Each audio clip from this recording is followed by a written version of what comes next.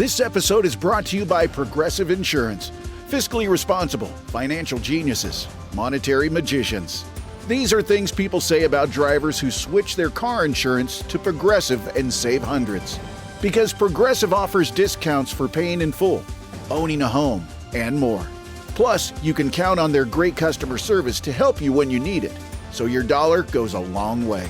Visit Progressive.com to see if you could save on car insurance. Progressive Casualty Insurance Company and Affiliates. Potential savings will vary. Not available in all states or situations. This episode is sponsored by Friskies, who would like to tell your cats hi. Now, if that didn't get your cat's attention, there is one thing that always does the trick. Just pour some Friskies crunchy food in the bowl and you'll hear those paws come running. Works every time. With so many Friskies choices, you can always bring your cats running from their secret napping spots. There's always more to explore. See for yourself at Friskies.com or visit your local store.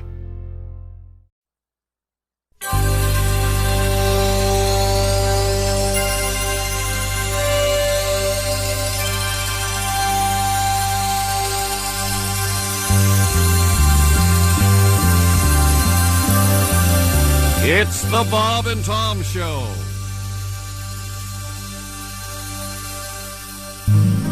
Well, the church burned down and no one knew what Pentecost Baptist was going to do. The Sunday brimstone got so dadgum hot it burned up a church bus in the parking lot. In a panic, the Reverend Dr. White called up an ex-member that hadn't lived right. He owned Joe's beer joint right across the fence. It's the same Joe's he preached against.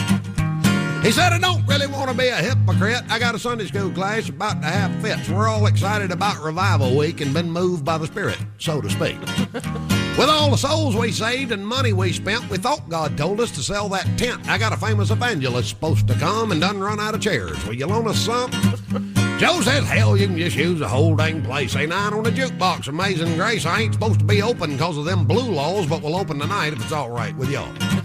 Preacher said, well, I reckon that'd be okay. The good Lord works in mysterious ways. He's going to talk about Joshua, Judges, and Ruth, and I reckon I could do it from the DJ booth. At the First Baptist Bar and Grill. It's the only church in the Bible Belt that smells like a whiskey still. When the sinners finish one more round, we'll have dinner on the ground and go inside and hell pray we don't get killed. The evangelist came with a well-dressed choir. They showed up around happy hour, looked around the joint and didn't take it real well. Said the white ministry has gone to hell. Ms. Mills that taught youth Sunday school and 2 deacons in the back room shooting pool were sharing the Lord with a Jim Beam rep who was teaching Ms. Mills some line dance steps. Reverend White was reading from the book of Luke to a tall drunk trucker about to puke. He had John 3:16 memorized, trying to dry his ass out to get him baptized. The evangelist yelled about the lights in the beer. Said, White, you can't save any souls in here. This place ain't nothing but a den of sin. Ain't the kind of place Baptist ought to be in. Preacher said, well, we don't really need y'all here. You didn't do a very good job last year. Only saved one sinner. I was Todd McGuire's little SOB that set my church on fire. Joe's beer joint has done been revived. Only been here an hour and I done saved 5. Sure, it's got mirrors and a big dance floor, but I finally found the flock God called me for. They're at the First Baptist Bar and Grill. It's the only church in the Bible Belt that smells like a whiskey still. Not a stained glass window anywhere in sight, just a blood-stained floor and neon lights and a communion wine, and here is always chill. We're here every Sunday, we're living large, the only church with a cover charge. And if you don't like our doctrine and think we ain't devout, we'll have our bouncer throw your butt out of the First Baptist Bar and Grill.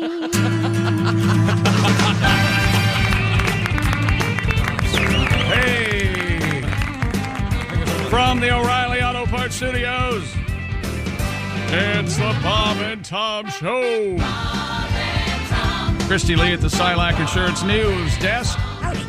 Pat Godwin. Hey, chick. Does not know where the microphone is. 50 years in entertainment. No clue. Hello, Josh Arnold. Hi there. There's Ace Cosby. I'm Chick McGee. He's back.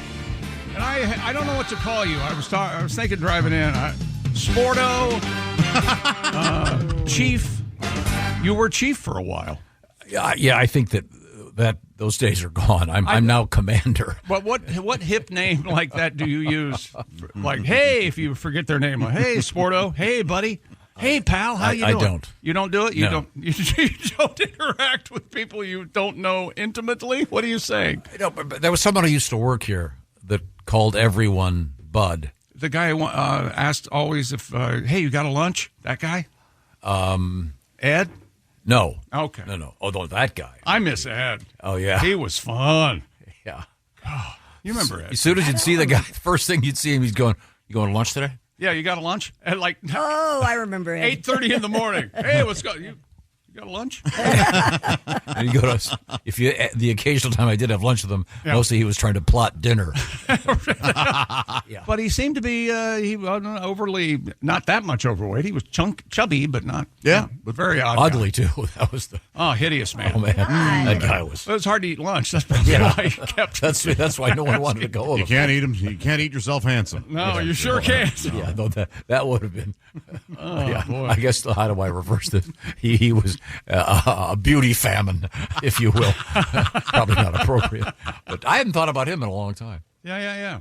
He ended up being a one of those helicopter traffic guys. What? Yeah, Ed? yeah. In the copter. Is he Right, still we're with talking us? about a Is he still different with person. us? Yeah. I'm talking about AE. No, That guy. That's not who I'm talking about. Oh, a different Ed. The guy I'm talking about, I don't see him on the air. He could not put a sentence together very well. Okay. So the point is, we've worked with a lot of grossly incompetent people over the years. Not like us. Oh. And by the way, the point also is Tom's back, ladies and gentlemen. Oh, Yeah. man, we missed you. You know what? I wanted to be the first to say it, and I'm absolutely serious. I miss you. Oh, Okay, thanks. I Thanks. really did. Well, right now I'm sterilizing my area because I found out that the guy who was sitting here all last week has COVID. Yeah. Oh, yeah. Yeah, so I don't know much about illness or disease, but I guess is it smart? Remember, to be- it doesn't spread through touch. It was through the air. You're fine. Okay. The air that he And was kissing. breathing is gone. He wasn't here Friday. Did you kiss him? Yeah, he wasn't here Friday, so you're good. Oh, really? And I Oh, thought for sure I'd get it because I kissed him every morning. Oh, Did you man. really? Yeah, I don't know how you didn't. Yeah, I kissed him, too. You see, Josh walked in on one of the kisses. On the lips or the nipples? Right on the mouth. You start with the You're not lips. going to get it through the nipples. Well, he's so hairy, you'd probably have trouble. You'd have to do a lot of tongue. I almost got it that time, Jeff. Please Look at how don't. Please don't Don't ever do Chick and that. I are focused on each other's I'm eyes. looking Don't at ever. I saw it. Yeah. Don't ever do that Look again. at that. Well, Well, let's see. Time of death? 4 minutes in. All right. I know in the course of your life, I'm sure you've had to tongue your way through a vast jungle of hair. Absolutely. I will admit it. Yeah, Are you saying you're not going to admit it? It was the late 70s. Sure. We've all done some Yeah. bushwhacking. Absolutely. That's why I enjoy the nice hardwood so much. It's like Christmas. Yeah. Yes. There's a big difference. There's a couple things you don't want to go away: the shaving Well, and yoga pants. Yes. Please stay. The, I got news for you. the Dad. advancement. What? The shaving thing's going away. Is it going away? A lot of women are Well, going guess back. what else is going away? Yeah. The men. What is it in The free dinner. Yes. Magnolia? Respect that D. We have unusual news from the genital area coming up this morning. Good. Believe it or not, for the boys, if you will. All right. The testicles?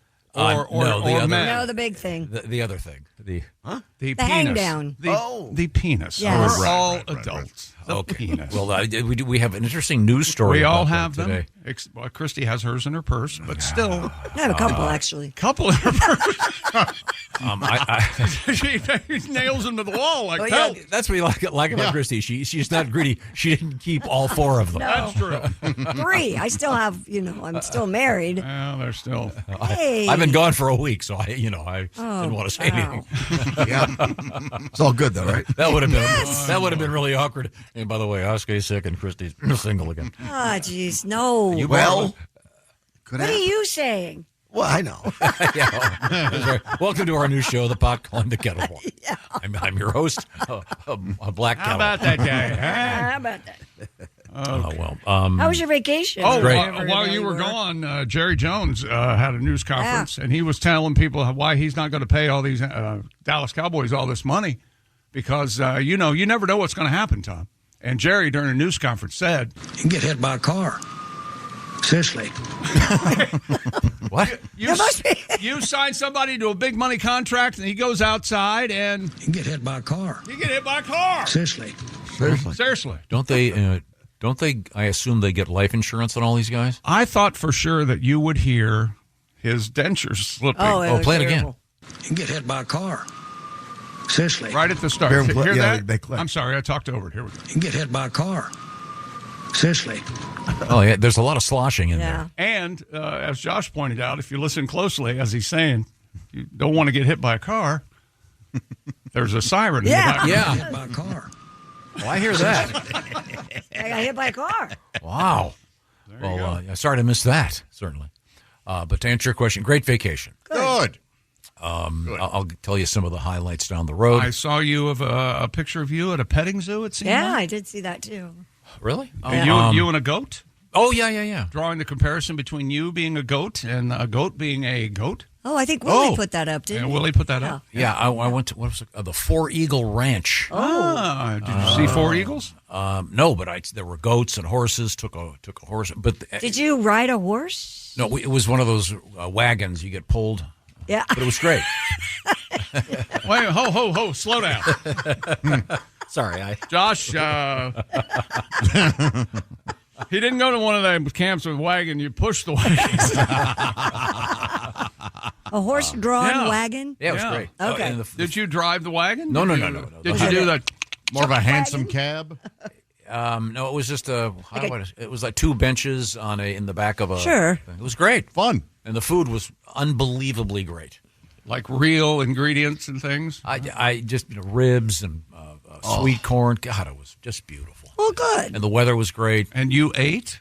But I will say this: when I got on the plane, after being in this great weather for 70 degrees, 75 degrees, the plane takes off and the pilot comes on board. And this is one of those pilots that really like to talk, which is fine with me. And he said, "By the way, when you land," and because they all sound like Chuck Yeager, even if they're This your captain speaking. Yeah. We'd like to thank you for flying this plane. This crew based out of Boston. We'd like to tell you. in the book, The Right Stuff.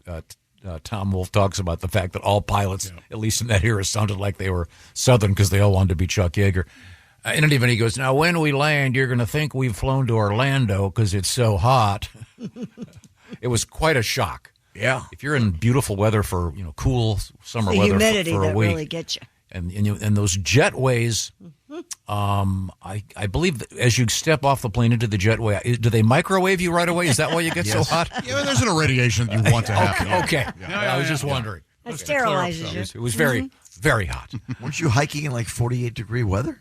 Only in the early morning. Sounds delightful. It was great. Yeah. Yeah, it was wonderful. I did about 15 to 20,000 steps every day. Nice. You ever get into that thing where you're comparing steps? God. Not Yeah. Not yet. Not yet. Well, Patty, you might want to do it pre-heart attack. It's just a little caution for you. I've compared Netflix viewings. I haven't really compared steps. Oh, did you like fill in the blank? Oh, yes, I did enjoy. Oh, you answer that? Oh, yeah, sure. Didn't oh, watch, I do, didn't yeah. watch a minute of TV, so I have no idea Thumb what's up, going on in the thumb world. Up, thumb down. Well, that'll be handy.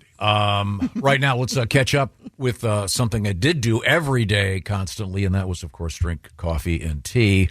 And if your coffee tastes like disappointment, it's time for a serious upgrade. Java House is here to rescue your break room at the office. Java House, you just peel and pour.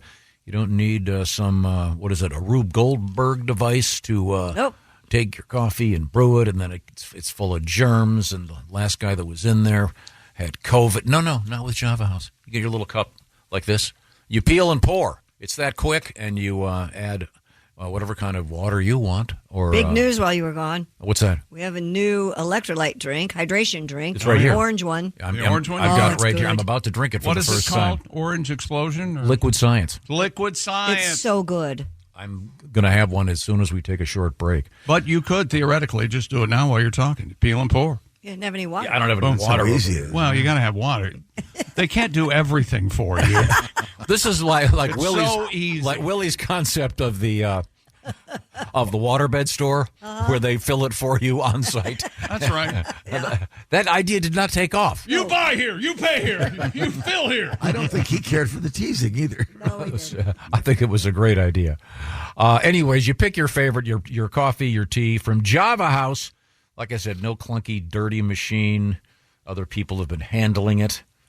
You work around here, I keep a gigantic gallon of hand sanitizer because God knows where you guys have been. Right now, Java House is giving you a chance to win Java House coffee for your office for an entire year. Plus a Bob and Tom gift pack with a hat, a hoodie, a classic Bob and Tom Show CD or two. And you'll be the hero of your office. Visit bobandtom.com/contest to get all the details. So coffee, tea, teas, lattes, energy drinks, hydration drinks, even hot chocolate. I'm not pointing any fingers. Okay. I'm just looking slightly to the right. Oh, hi, Josh. The point is, Java House, the official coffee and the official refreshments of the Bob and Tom Show. Check it out. Java House. Delightful. Glad to be back in Java country. Now, coming up, we have a lot of delightful things in the news, including a great world record. We have Nope. We have news. Nope. We have news from both Chipotle and Wendy's. It's the most Tom-centric world record you'll ever hear in your life. Not only that, but the person who set the record is named Tom. Oh, it's wow. It's All right. maddening. It's insane. It probably had to be one of the most fun records for anyone to do. Plus, we have various animal stories for you on the way, including pythons and public toilets. And great comedians, Derek Stroop, Greg Warren, Leanne Morgan, all happening today. I'll remind you that we are in the O'Reilly Auto Parts Studios. This is the Bob and Tom Show. This episode is brought to you by Progressive Insurance. You chose to hit play on this podcast today. Smart choice. Progressive loves to help people make smart choices. That's why they offer a tool called Auto Quote Explorer that allows you to compare your Progressive car insurance quote with rates from other companies. So you save time on the research and can enjoy savings when you choose the best rate for you. Give it a try after this episode at Progressive.com. Progressive Casualty Insurance Company and Affiliates. Not available in all states or situations. Prices vary based on how you buy.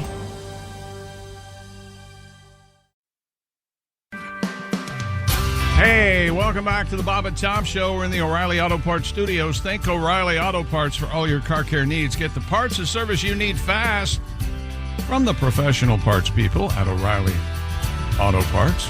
Christy Lee. Hey, chick. Hey there. How's it going, buddy? Super. There's Pat Godwin. Hey, chick. Hello, Josh Arnold. Hi there. Ace Cosby's here. I'm Chick McGee. Hello, Tom. How are you? Doing great. Thank you very much. You're welcome.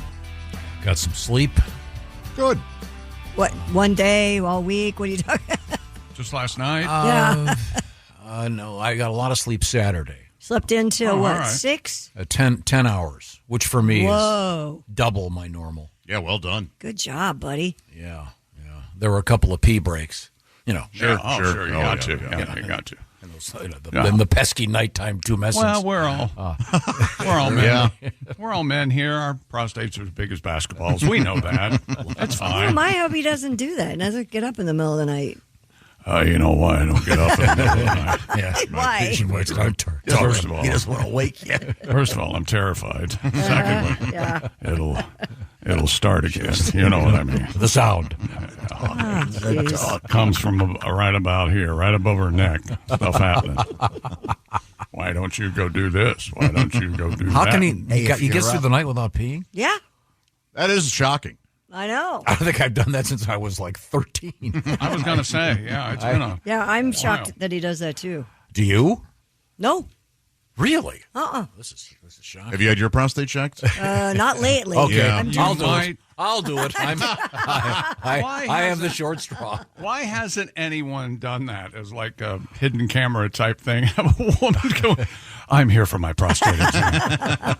Or vice versa. Have a doctor being shot at. Yeah, there you go. Can I check your prostate? I need to... You know what? I bet if you did a poll on the street, a lot of women probably think they have a prostate. They don't know.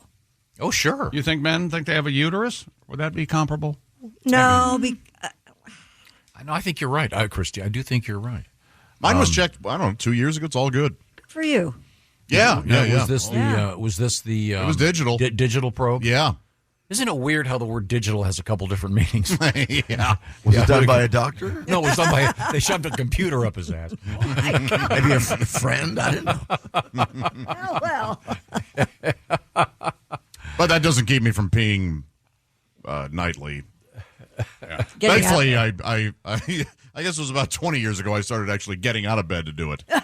Yeah, you've mentioned that before. Yeah. Sorry. What's the old joke about the old guy in the nursing home? He goes, every morning Oh, yeah. I have my morning constitutional at 7 a.m. What's the problem? That all sounds great. Well, I don't get up till 8. So, yeah. Well, that's kind of in the news, actually. Yeah. Crap in the bed? No peeing. You'll see. Now, we do have some letters. Yes, we do. And this has really caught on while you were We have gone. a new theme song. That's right. Lester. Yeah, it's going to stop. We can turn Listener email. Listener emails. We got a bunch. Listener Email. Okay. That was the last time, obviously. And you'll explain to me how radio works and the various federal guidelines. I know. I was not here for you guys interviewed Blake Clark. Yeah. Yeah, we did.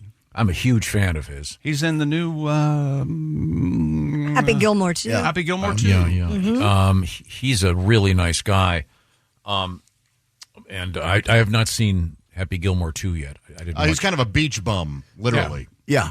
It's okay. It's everything. It's everything. He's been in It's fun spotting. It's fun spotting the cameos. But got a nice letter here from Master Sergeant Scott Barnes, retired. He said, first-time emailer, long-time listener. I was excited to hear your interview with Blake Clark. When I was deployed with the U.S. Army in Djibouti, Africa, Blake came on a USO tour with Robin Williams and John Elway. Whoa. Both Blake and Robin were incredibly funny and took as much time individually with the troops as possible. It was amazing. Hey, Josh, Elway bombed. Oh, yeah, His man. His stand-up is awful. Well, the letter continues. John Elway was a total D-bag. Oh, no. Left as soon as his time on stage was done and hid in the airplane. I have heard that from Weird. as long Really? since he beat Ohio State. He played for Stanford. He was just a jerk. You hate to hear it. You do hate to Always hear heard that. And he can't drive a golf cart. Yeah, don't let him drive you in a golf cart. Oh, hey. All right. Did they do a breath check? The breathalyzer? Oh, my God. Now Blake Clark was so gracious, took time to take a picture and visit with me for 15 minutes. Super great guy. Great to see he's still active. Okay, well, now wait a minute. You're out here. Can you spend 15 minutes with one guy? That seems a little bit unreasonable. Well, You're there to see everyone, not this jackass who wrote us an email. Yeah, I'll say it. He monopolized poor Blake Clark's time trying to be nice. Scott, I apologize. No, Blake, let me tell you what we had for lunch. No, don't. This is Chick doing his John Elway impression. I'm just I telling believe you. your phrase was total D-bag. Be nice. That's great. I talked to him for an hour and a half. Oh, he acted like he was getting a little ill, though. I don't know what was going on. Blake was also a veteran, of course, a Vietnam veteran. Yes. Do you have any letters over there? Dear Bob and Tom show, last week Pat's son, you remember this, Pat? Let's hear it. He was telling you how you looked like the guy from the first Jurassic Park film. True. When you put your hat on. My fishing cap, yeah. Richard, 97-year-old Richard Attenborough. Oh, dear. That's a good look. You got an "oh dear" out of Tom. And my son goes, look in the mirror. And I did, actually. I looked like. You know, you do kind of have a slight Jeffrey Epstein thing going on. I know. So a couple people said that recently. What are they referring to? My white hair and my perviness. By the way, I don't see any. I'd have to. I have a question. Yes, sir. Does he have bad teeth? Epstein? You'll never see a picture of him think smiling. so. He's always got every shot. His mouth is Well, why would he be I don't smiling? look. He's just a badass. just asking. That's a reasonable question. I guess we could probably ask you don't him. smile all that much in pictures. Yeah. I've started to notice that. You don't. I don't think I've ever. I don't think. I know I have. I don't have a picture of you and me smiling. But that's. But I got a great set of choppers. Look at these babies. But that's Yeah, the smile's a little weird, though. kind of a hideous smile. But all right, I understand now. You think Looks a little forced. Jeffrey Epstein Well, I guess he doesn't have nothing to smile about now, wherever they've got him hidden. Oh, boy. Anyway, Oh, boy. I don't think you look like Richard Attenborough. Brian continues. Pat, this is meant as a compliment. Look up a picture of actor Stacy Keach from 10 to 15 years ago. Oh, okay, yeah. The guy with the I would say cleft. a slightly, you don't have the cleft palate. a slightly. Stacy. Yeah, he had a repaired great. Yeah, he actor. did. Yeah. I prefer Stacy Keach with a big bushy mustache. A slightly wider faced Sean Connery when he's the captain of. people tell I me- have the slightly whiter face, or he It's the does? gray You do. beard. I'm tired of people say chick looks like Sean Connery. No, I don't. I don't look like me. Okay, stop. Well, we can do a comparison of you and Sean Connery when he's the captain of that The submarine. Hunt for Red October. Hunt for Red Fox. Well, hello. If you're just joining us, Hunt for Red. we are in the O'Reilly Auto Parts Studios, and this is the Bob and Tom Show. And let's see now. Hey, numbskulls, says Dale, and this is one of my numbskulls is spelled incorrectly. Love it. Love everything. With ironic intent, or just No. Nice save. I love that too when you're insulting someone and you get it wrong. But Hey, lunatic. LOON. I like this guy. He's a truck driver. He has a lot of info here regarding driving trucks, because we were talking about grades in mountains and And runaway. what trucks weigh. And, Yeah. we got into that last But the one thing he wants to I see, this is for Jessica. I thought this was for me. Apparently Jessica on the air said she was going to unthaw something. And he says the act of thawing is to let something thaw. To unthaw would be to freeze it. And he's correct. That is true. Yeah, I was driving on Interstate 70 in Colorado, and when you're in the mountains, every once in a while they have these big signs for trucks whose brakes are failing. Right. And you would go off to the right, and then you would go up a hill Yeah. slow that has you a bunch down. of sand in it. And my question would be, how do they get them out? Oh, it's expensive, and they have to really pull them out. And Yeah, Josh was talking about that because, Yeah, we were just Josh talking about this. drove a truck for Rawlings. In New York City. Yeah.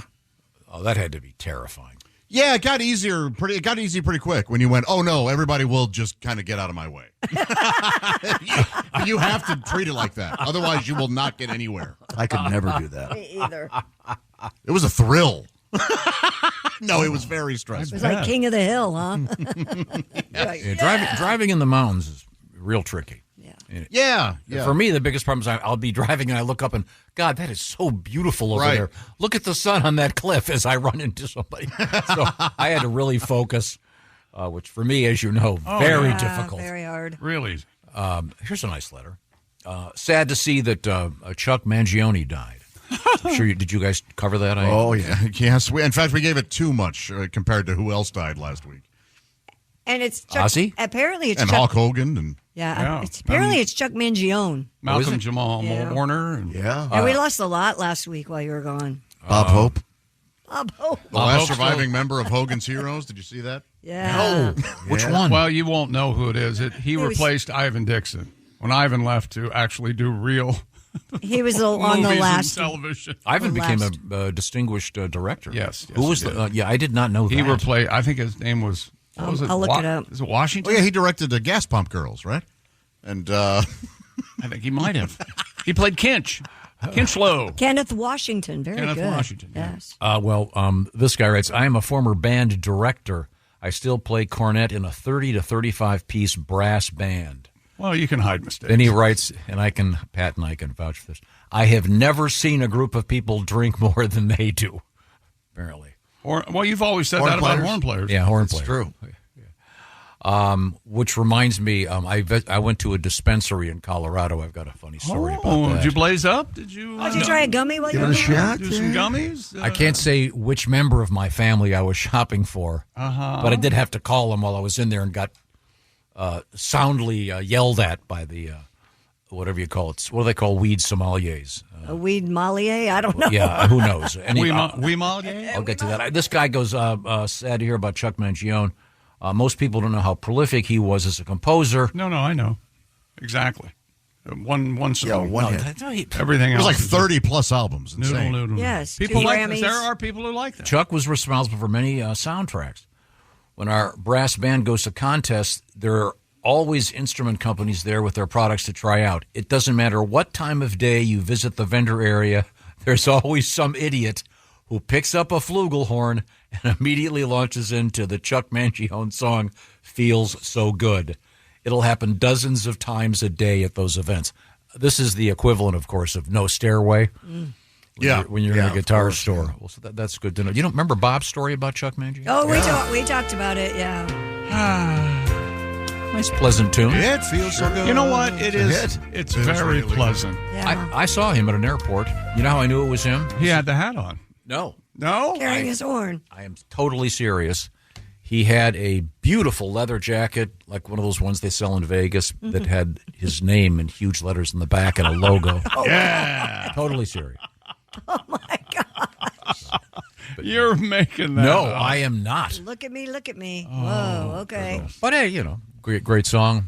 Hope he's. See, but is it a song? He's playing horn for God. We've had this argument before, and I don't think we've ever reached an Oh, agreement. you're in the school that it's not a song if there are no lyrics. If there are no lyrics, it's not a song. That was a number one hit. It's a piece of music. It's a piece of music, instrumental music. Yeah, it's not a song. A song is words and music. Yeah, but there are a lot of songs that aren't pieces of music. They're pieces. Oh, certainly. That is absolutely true. Okay, I'm so I've sorry. heard that about my work. Well, we'll be here all day.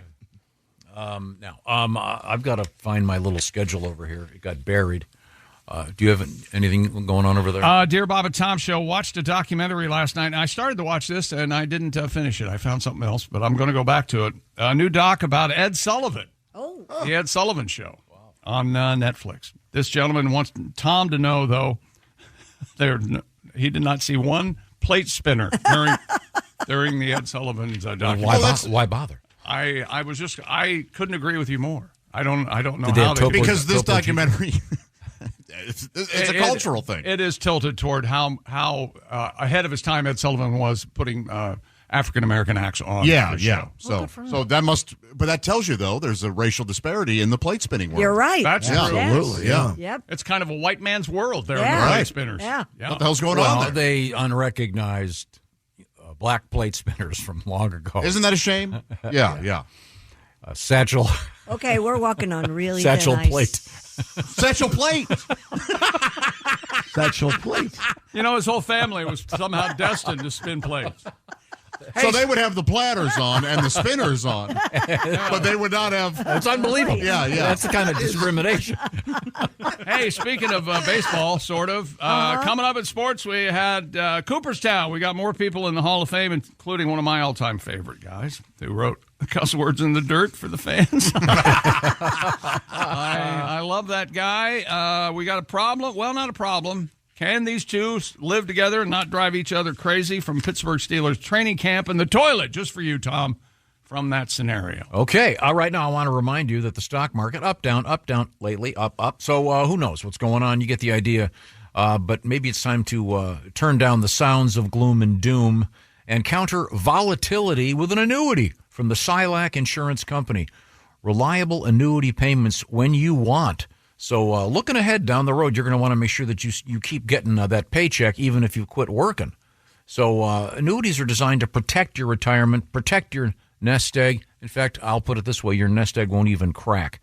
Find out what I'm talking about. Find out about how you can get that check when you retire by setting up an annuity, a Silac annuity from the Silac Insurance Company. Some restrictions apply. Get all the details. To learn more, go to SilacINS.com. That's SILACINS.com. An annuity from the Silac Insurance Company. Plan on it. Live on it. More information at bobandtom.com, by the way, or like I said, SilacINS.com. Coming up, Christy Lee's got some exciting things from the world of news. We'll dip our toes into sports. We got a bunch more letters. You can reach us, Bob and Tom, at bobandtom.com. Dip our toes? Dip our toes. You're starting again, aren't you? Yeah, we're going to dip our toes, and we have a We're going to have a full-fledged, award-winning sportscast. All right. Okay, all right. We're going to dive in head first. So we got a guest coming in. Son of a... He got me again. We are in the O'Reilly Auto Parts Studios. This is the Bob and Tom Show. Thanks for listening to the Bob and Tom Show this morning. Even though we're not too much to look at, you can also watch the show on our YouTube channel. How do you top your love for your cat? With a cascade of decadent savory gravy over a mouth-watering mousse pâté. Fancy Feast Gems. 2 gourmet pâtés in one convenient pack. Simply peel and plate to reveal a pyramid shape that makes eating delightful and pamper her with an experience as extraordinary as she is. Turn the everyday into the extraordinary with Fancy Feast Gems.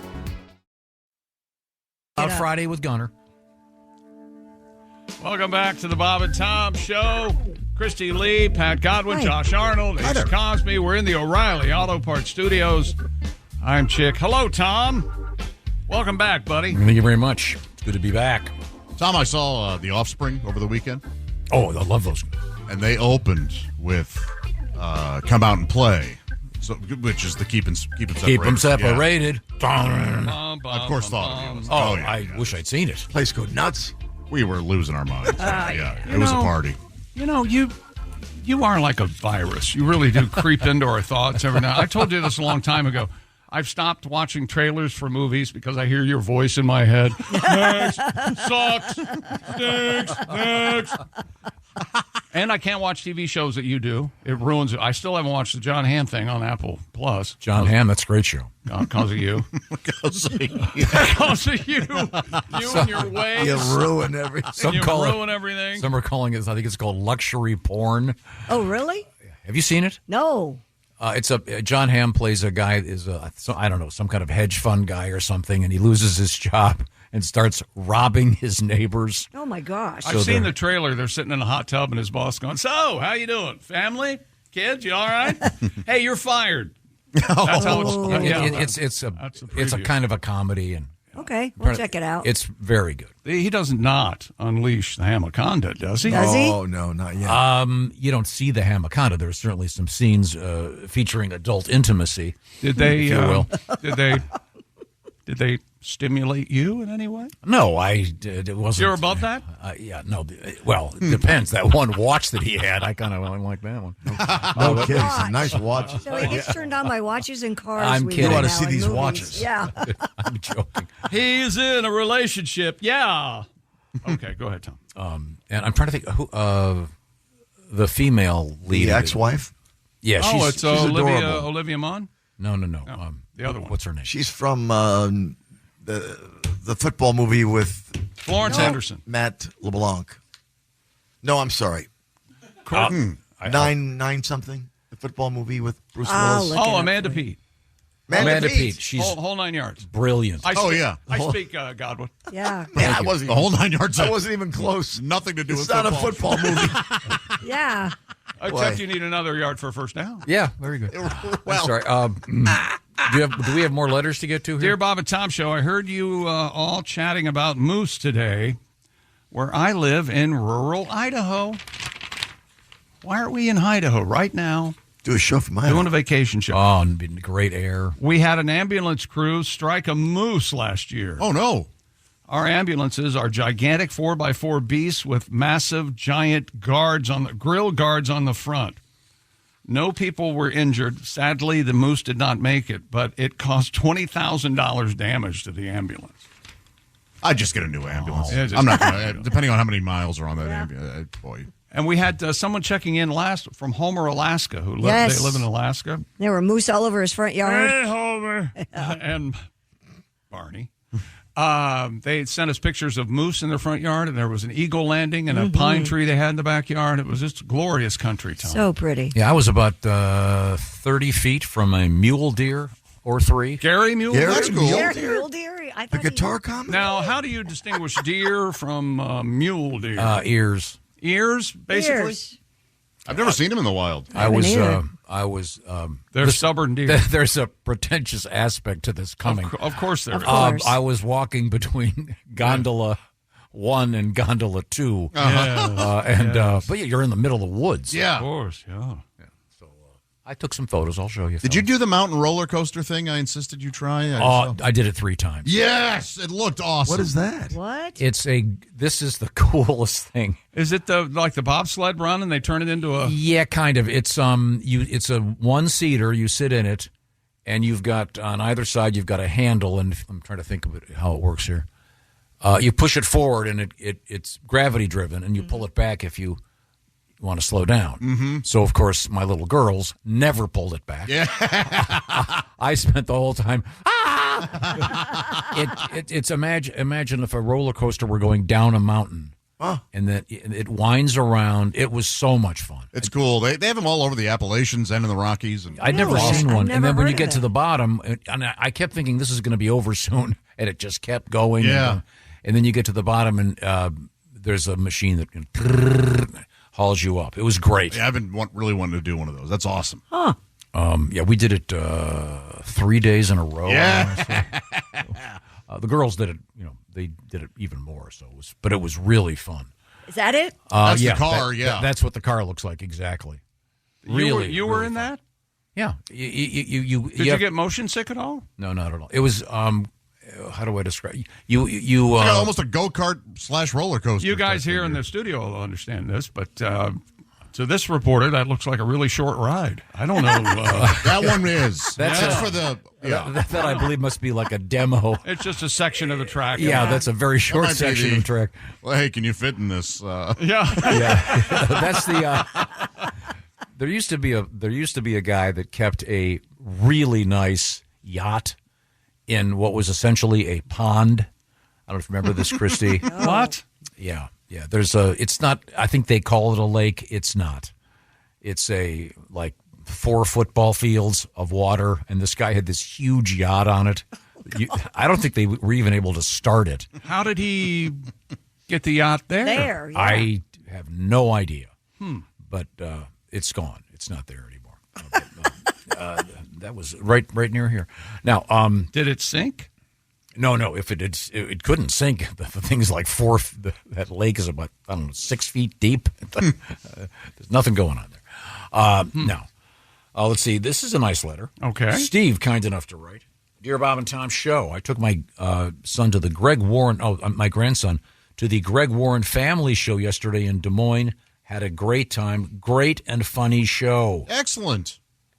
Greg is fantastic. Good. So, and you may recall, I think we mentioned this, Greg Warren's comedy special, which is on the Nate Bargatze network, was voted, wasn't one of 5 comedy shows to see this summer by the New York Times. Mm-hmm. Very good. Very funny man. Yeah, and if you've ever been involved in sports in school, Greg has a tremendous, and he was a very good wrestler, and he's got a great story that he tells. It's so funny. Now, want to give me a little taste, a short hint of what's coming up in the world of sports? You don't have to do the story, just a hint of what's coming. Do you have some amuse-bouche? Like a thesaurus of...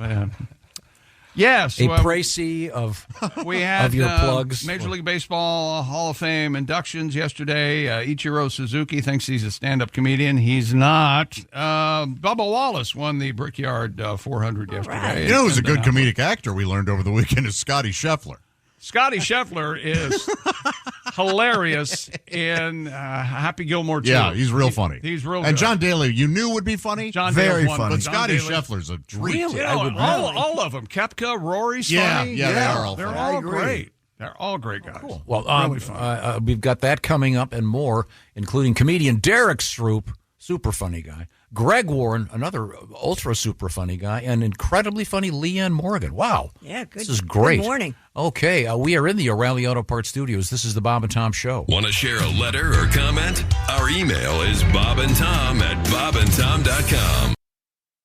With a major selection of the looks your kiddos love starting at just $4 in the Walmart app, a new school year means a stylish new them. Who knew? Find skater skirts and Crocs that say, I'm casual but cool.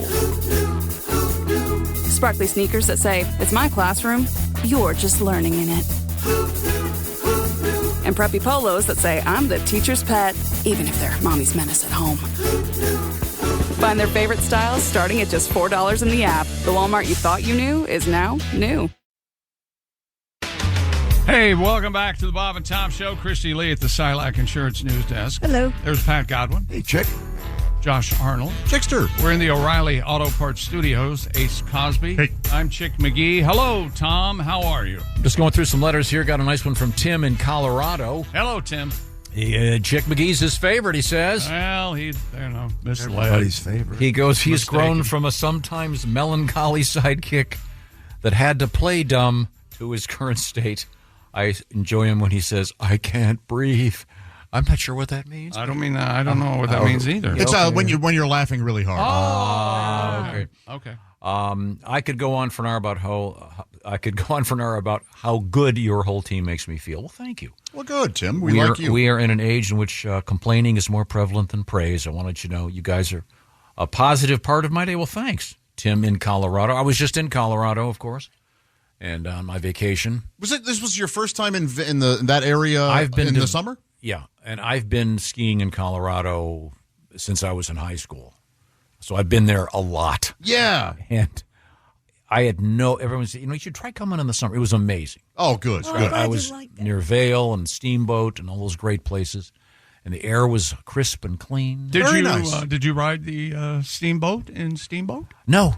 I did ride the coaster several times at Vail. We talked about it, the gravity-powered single-seat coaster. It was so much fun. That looks great. I'm proud of you for doing it.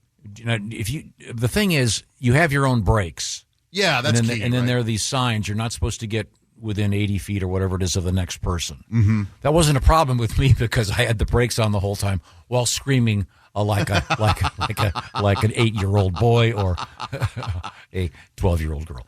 You're holding up the guy behind you who wants to have fun. That's their problem. They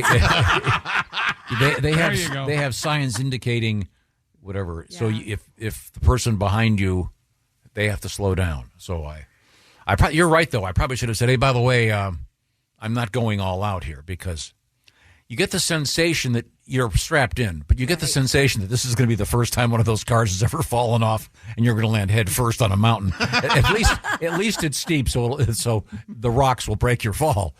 And your head. I'm hearing you're done with the ocean vacation. Is that true? Because of the sharks? That's true. No, it's really. I have. What? I can't do the beach anymore. Why? Oh, son. I have skin issues, and my brother has had skin cancer. My mom had it. I got to be really careful. So you've seen me when I go to the beach. I wear the huge hat. I put that paste on my face. It's misery for me. Well, but there's sun in Vail, I think, right? There's sun everywhere. Yeah. Well, you know what else they got in Vail? Oh, what's that? I do not want to participate in this conversation. They got the reefer. Oh, God. Did you have a Please tell me you Did you got have a high, little reefer? please. No, I don't. But I will tell you the story. So we're driving, and we pull in to get coffee, and across the street there's a what do they call it? Dispensary. Dispensary. Yeah, that's a great name for it. Anyway, so we go over there, and you've got to show an ID to get in. And that's the first phase. Then you've got to show an ID again once you're inside the chamber, if you will. And only a certain number of people are allowed in at the same time. They do take credit cards now. They didn't used to. Oh, that is big. That is big. Yeah. But I was not shopping for myself. I was shopping for a family member. I don't want to mention any names. So I didn't know what to get, so I call Willie. and the guy goes, "You can't make phone calls in here, sir." He gets really upset and weird. Why not? Huh. I'm sure that in the process of trying to get this legislated, they had every a-hole in the legislature weighing in with some dumb rule. In any event, so then I discreetly texted him, and I got I don't even know what I got. They're Gummies, I bet. Yeah, and these I guess pre-rolled joints that come in tubes and a bunch of other stuff. But it's amazing. The guy that I was speaking to knows as much. He knows everything about marijuana and cannabis and all this stuff. It's like if you're at some fancy restaurant and the wine guy comes up and he can tell you where the grapes are from and et cetera, et cetera. So that was interesting. And then I guess I didn't know this. I didn't bring any back. It wasn't for me anyway. But you can't get on an airplane with it, even if you're flying to another place where it's legal. At least that's what I was told. Well, that's what FedEx or UPS is for. You can't ship it, right? Right out there. Yeah. I don't think so. No, probably. I think you're not. under federal law on a plane, and so since it's state to state, not actually federal, that makes sense. Okay. All right. But Yeah, that's. Do they have windows, the dispensaries? Or is it like going into a porn shop in the 90s? That's a good question. I don't think that this particular one did, now that I think about it. Yeah, maybe they don't. I think that might be a thing that they don't have windows. But you know why? I bet. The children can't look in the windows. All I know is what about the children? I was in one several years ago, and it was cash only, and they had an ATM right there. See, that's the thing. And there was a cop at the front door. Here's the thing they missed the boat on. They should have made it a lot more like a drug deal. Yeah, because that's But exciting. legally. That's exciting. Yeah, that's fun. That's fun. Yeah. You go, hey, you're holding? Doses? You say that, and then I'll come over. Yeah, what do you need? And then you mumble, and you give them cash. You walk out. That is fun. That'd be fun. Now, Do they just have weed, or do they have like mushrooms and acid? Yeah. Like they microdoses? I don't know what it was. This array of stuff, and it all it all has names like you're visiting a store with like Hendrix albums. Are you allowed to smoke in there like it's a lounge? Do they have a lounge area? I don't think so. I don't know. They would have to have a tasting area, I would think. The one I went to had a garden. You walked up the stairs, and there was this huge garden of pot. Yeah, growing. That sounds I should have made it more They clear. were growing their own pot? Yeah, Wow. and the guy was really nice. He goes, everything in this case comes from next door. Interesting. So did it smell like marijuana? It didn't smell like someone was smoking marijuana, but there was a very heavy smell of, well, I don't know what you call it. Is it called raw skunk? I don't know. No, The buds, from what the growing plants. I don't know what the name of that is. Huh. It was really interesting. Yeah. So I didn't bring any back for anybody. Well, no. I mean, thanks a lot. Yeah, they don't want a cop waiting for you. Remember the days back in the 70s, 80s, people would get off airplanes from Orlando with big bags of oranges. I always wanted to go, they sell those at Kroger. When I was a kid, guys would go. Good friends of mine always went to Denver for some reason, and they'd bring back Coors beer. And we thought it was the coolest effing thing we'd ever seen. That was huge. It was huge. Bring back some Coors, man. Smokey and the Bandit. Come on. Smokey and the Bandit was born. Can you give us just a taste of sports? a Baskin-Robbins sampler spoon, if you will. Dollop. A précis of your forthcoming presentation. Microscopic. How many of those samples can you have, by the way? Unwanted. At Baskin-Robbins? Yeah. I don't know. Do they start looking at you after like 5? Boy, I haven't walked into a Baskin-Robbins in probably 40 years. There's a 31. Real nice place. 33. Get the joke right. It's called Sundays, and I've spent some time in that ice cream place. Really? Let me taste this. I don't know, 4 or 5 every time I go in there. I went into a what's it called? What's the fancy ice cream called? The Italian gelato place. And I was with the girls, and they don't allow samples anymore. Somebody ruined it. They used to give you those. They used to give you those little spoons. I would like a sample of all the ice cream. No, because I brought my own spoon. No, the stuff is so unusual. You've got to try some of that stuff before you get. You don't want to spend $12 to get a little cup of it, and it tastes awful. So, but I just stick with my old favorites. The peanut butter. You can't go wrong. Peanut butter. Oh, it's delicious. Peanut butter ice cream? Peanut butter gelato. It was. Did your girlfriend have a delightful time? She did. Good. We all had a great time. I heard that she did. I saw her. I got an email from her. I She saw her. said she enjoyed it. Major League Baseball yesterday, we had new inductees into the Hall of Fame in Cooperstown, New York. Josh, I'm sure you've been there. I've never been. I have. Is it the coolest ever? Or? It's cool. Yeah, it's a quaint little town, and then big brick building, and there it is. Where was it recently called? Coopertown? In a song I called it Cooper. I made a mistake and called it Cooper. Do they have a baseball field there as well? Like, do they play games there? Or? Not that I remember, Okay. but maybe they Isn't that do. town nice? Isn't that Maybe great? they do now. Yeah. We are going to take a look at Ichiro's Suzuki's bust, and I will let you decide if he looks like Tom Bergeron or not. So, Okay. Oh, all right. That's up to you. The first thing I thought when I saw it this morning. Bubba Wallace won the Brickyard 400. We had WNBA action last night. And NFL players maybe selling tickets at an increased value. That doesn't sound friendly to the collective bargaining agreement. I do that with our shows. Do you? That's right. I go, hey, Jess, I need 6 tickets. She gives me free 6, and then I just sell them. The highest. That's a great idea. A little extra money. I'm only mad I didn't think of it. And what is the 999 challenge? I don't know. We'll find out. We're going to find out. But I'll tell you about Simply Safe. That's right, the do-it-yourself home security system that works to prevent that break-in. Impossible? I don't think so. It's a violation of your space from ever happening in the first place. People touching your stuff. Nobody wants that. We use Simply Safe here at the Bob and Tom Studios. Simply Safe has new Active Guard outdoor protection that helps stop break-ins before they happen. Here's what goes on.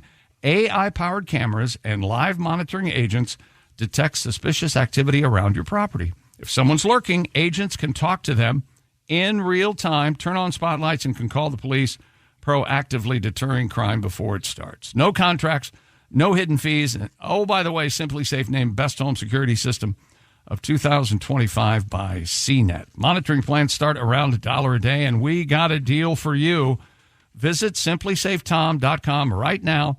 Claim 50% off a new system with a professional monitoring plan and get your first month free. Half off, first month free, simplysafetom.com. There's no safe like Simply Safe. I got a really good new reason to get Simply Safe. Last night I was... a lot of high-dollar items I was there? catching up. Griswold? I hadn't watched TV for an entire week, so it was glorious. But I did want to catch up on the news, so I turned on the news, and it had been shifted in time. I guess there must have been some sporting event on prior to the... But that America's Funniest Video show came on. Yeah. And things just come on your TV. Yeah, it was and I hadn't seen it. It was so funny, but it's amazing how many of the videos at the beginning were from those doorbell cameras. Oh, sure. Yeah. And God, some of the did they ever give a report on if the people recovered from whatever you see them? Is there like at the end of the thing? By the way, this person didn't die, but. So anyway, hey, you get your Simply Safe system. You might end up on America's Funniest Videos. Yeah. That was a great show. I really enjoyed it. Now, that's coming up. Also coming up, great comedian Derek Stroop's going to be in here. Plus, we're going to talk with another great comedian, Greg Warren. And then we're going to talk with another great comedian, Leanne Morgan. All today. This is going to be great. We're in the O'Reilly Auto Parts Studios. This is the Bob and Tom Show. Hey, it's Ryan Reynolds here from Mint Mobile. Now, I was looking for fun ways to tell you that Mint's offer of unlimited premium wireless for $15 a month is back. So I thought it would be fun if we made $15 bills. But it turns out that's very illegal. So there goes my big idea for the commercial. Give it a try at mintmobile.com/switch. Upfront payment of $45 for 3-month plan, equivalent to $15 per month required. New customer offer for first 3 months only. Speed slow after 35 gigabytes if network's busy. Taxes and fees extra. See mintmobile.com. How are ya? Yeah. It's the Bob and Tom Show. Christy Lee at the Silac Insurance News Desk. Sorry. There's Pat Godwin. Hello, Josh Arnold. Hi. I don't see Cosby. Pat. Yeah, he's wandering around. We're in the O'Reilly Auto Parts Studios. Think O'Reilly Auto Parts for all your car care needs. Get the parts and service you need fast from the professional parts people at O'Reilly Auto Parts. I'm Chick. Hello, Tom. Hello, Chick McGee. Pat had a song while you were gone that was great. Maybe I'll play it again. Well, The one about his mom and dad? Yeah, wasn't it cute? I loved that song. Yeah. Yes, I did. The It was mom a and great dad song. Are you going to play that for Tom? Mama worked the farm. Mom worked the farm. I love that song. Hey, are you aware of this song? I think I may have some idea. Is this You, about you The differences between his mom and dad when he was it's growing about up. non-traditional roles in, Certainly. Yeah, in exactly. contemporary culture. Certainly. You and I have went their- over the final mix together? Yes, but if you want to play it live, will people enjoy that? We loved it. People seem to enjoy it unless Good. they were lying. It might have been. And I can't think why they do that. I'm only can't asking either. because I'm trying to stall here because obviously Pat is. I had to pee. Not ready. I You ran had it. to, Yeah, you had to I- pee, really? What did you? Wow, you peed for 6 minutes? You need to get that must checked. that must be You know, the I was record. thinking the same thing. Yeah. I guess once you He's get been walking around. once you get your hand on it, it's really hard to, He's been walking around all morning how mad he is about the second part of the Billy Joel documentary. He can't stand it. And I'm such I a- and I'm totally such a agree. fan. I totally Yeah, agree. It was a slog. Yeah. Such a fan. And I can't believe on Spotify, the number one Billy Joel song is Uptown Girl. No way. You can't believe that? I mean, that was wildly popular. I can't. I think I can't. There'd be a huge number of bands' most listened to song is their worst. Oh, I think Uptown Girl's good. You do? Yeah. I like a lot of that stuff. I think it's because of the younger generation.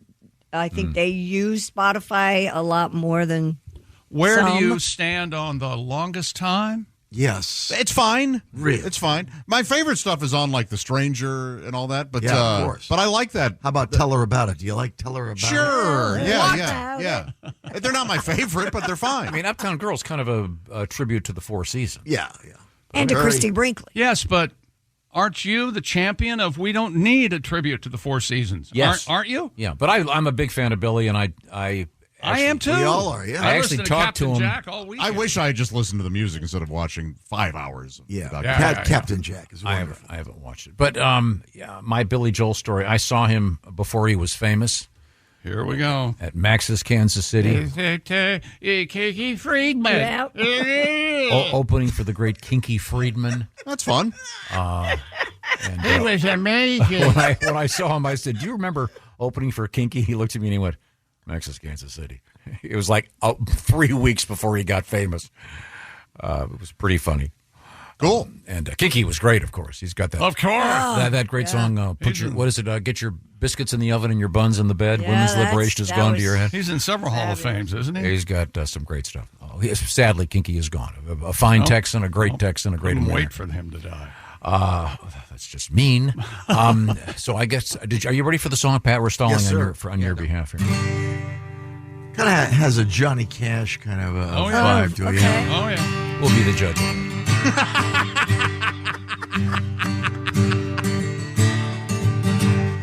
Mom worked the farm. She worked hard every day with a baby in one arm and one on the way. She'd plant the crops and bale the hay. Mom worked the farm while Dad taught ballet. Dad taught ballet with panache and great charm. He would plie with a man on each arm. I'd play catch with Mom while he soaked his sore feet, 'cause after he'd pawed to do, he couldn't be a paw to me. Mom would wear those loose overalls. Daddy wore tights. Man, he had balls. Took care of himself, worked out every day. Mom drank a beer and watched the LPGA. Mom was home when Dad passed away. His dying words were Dolores, He never finished what he had to say. Still in the closet are his clothes to this day. There were men at the funeral, impeccably dressed, well-tailored suits, perfectly pressed. The organist played YMCA. One man cried loudest, Dad's dance partner Ray. Mom's fine since Daddy's been gone, coaching softball and mowing the lawn. She hangs out with Leslie, her best friends in school. They both got new Harleys and rainbow tattoos. When I get asked about my parents, well, all I can say is Mom worked the farm and Dad taught me art and fashion, and black goes with everything. Music, theater, and show tunes are fabulous, and it's okay to be working the farm and teaching ballet. Oh, beautiful, right. Pat. That's great. Thank you. Nice. The closeted 60s and 70s. Oh, yeah. Well, thank you very much. Now, have we concluded sports?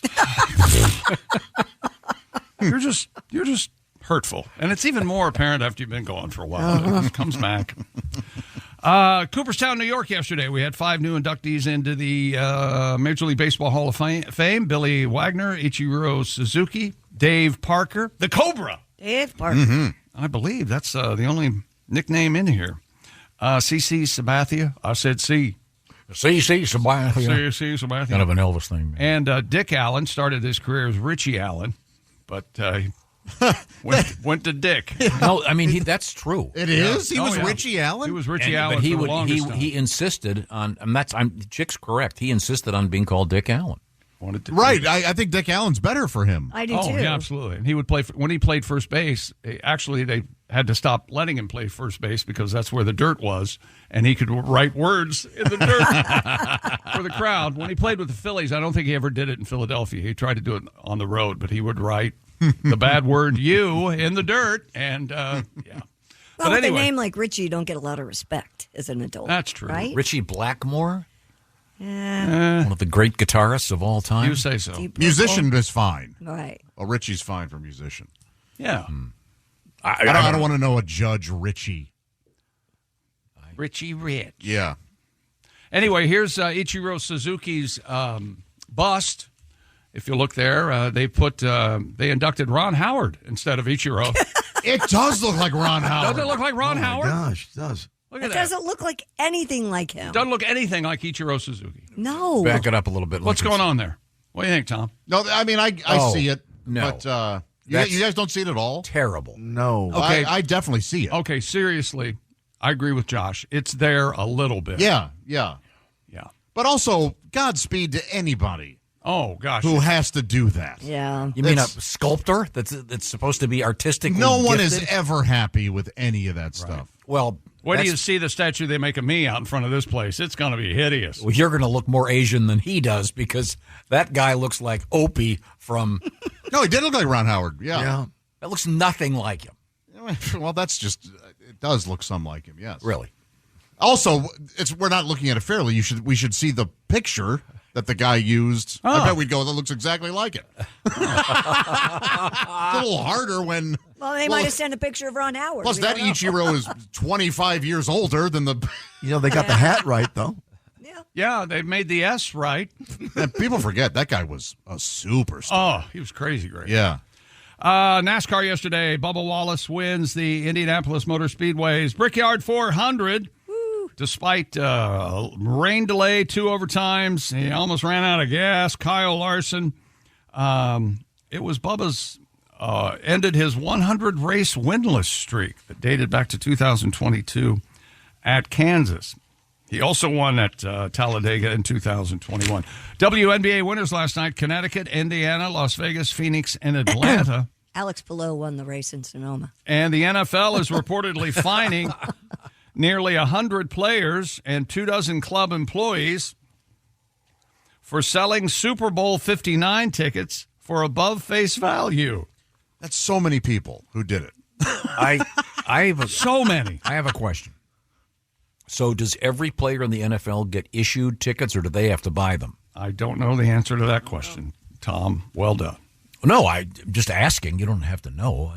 I would think most of those guys get paid enough, but I bet every. I don't know if every player could get tickets. I know for a long time the Super Bowl is not for NFL fans. There are very few NFL fans at a Super Bowl game.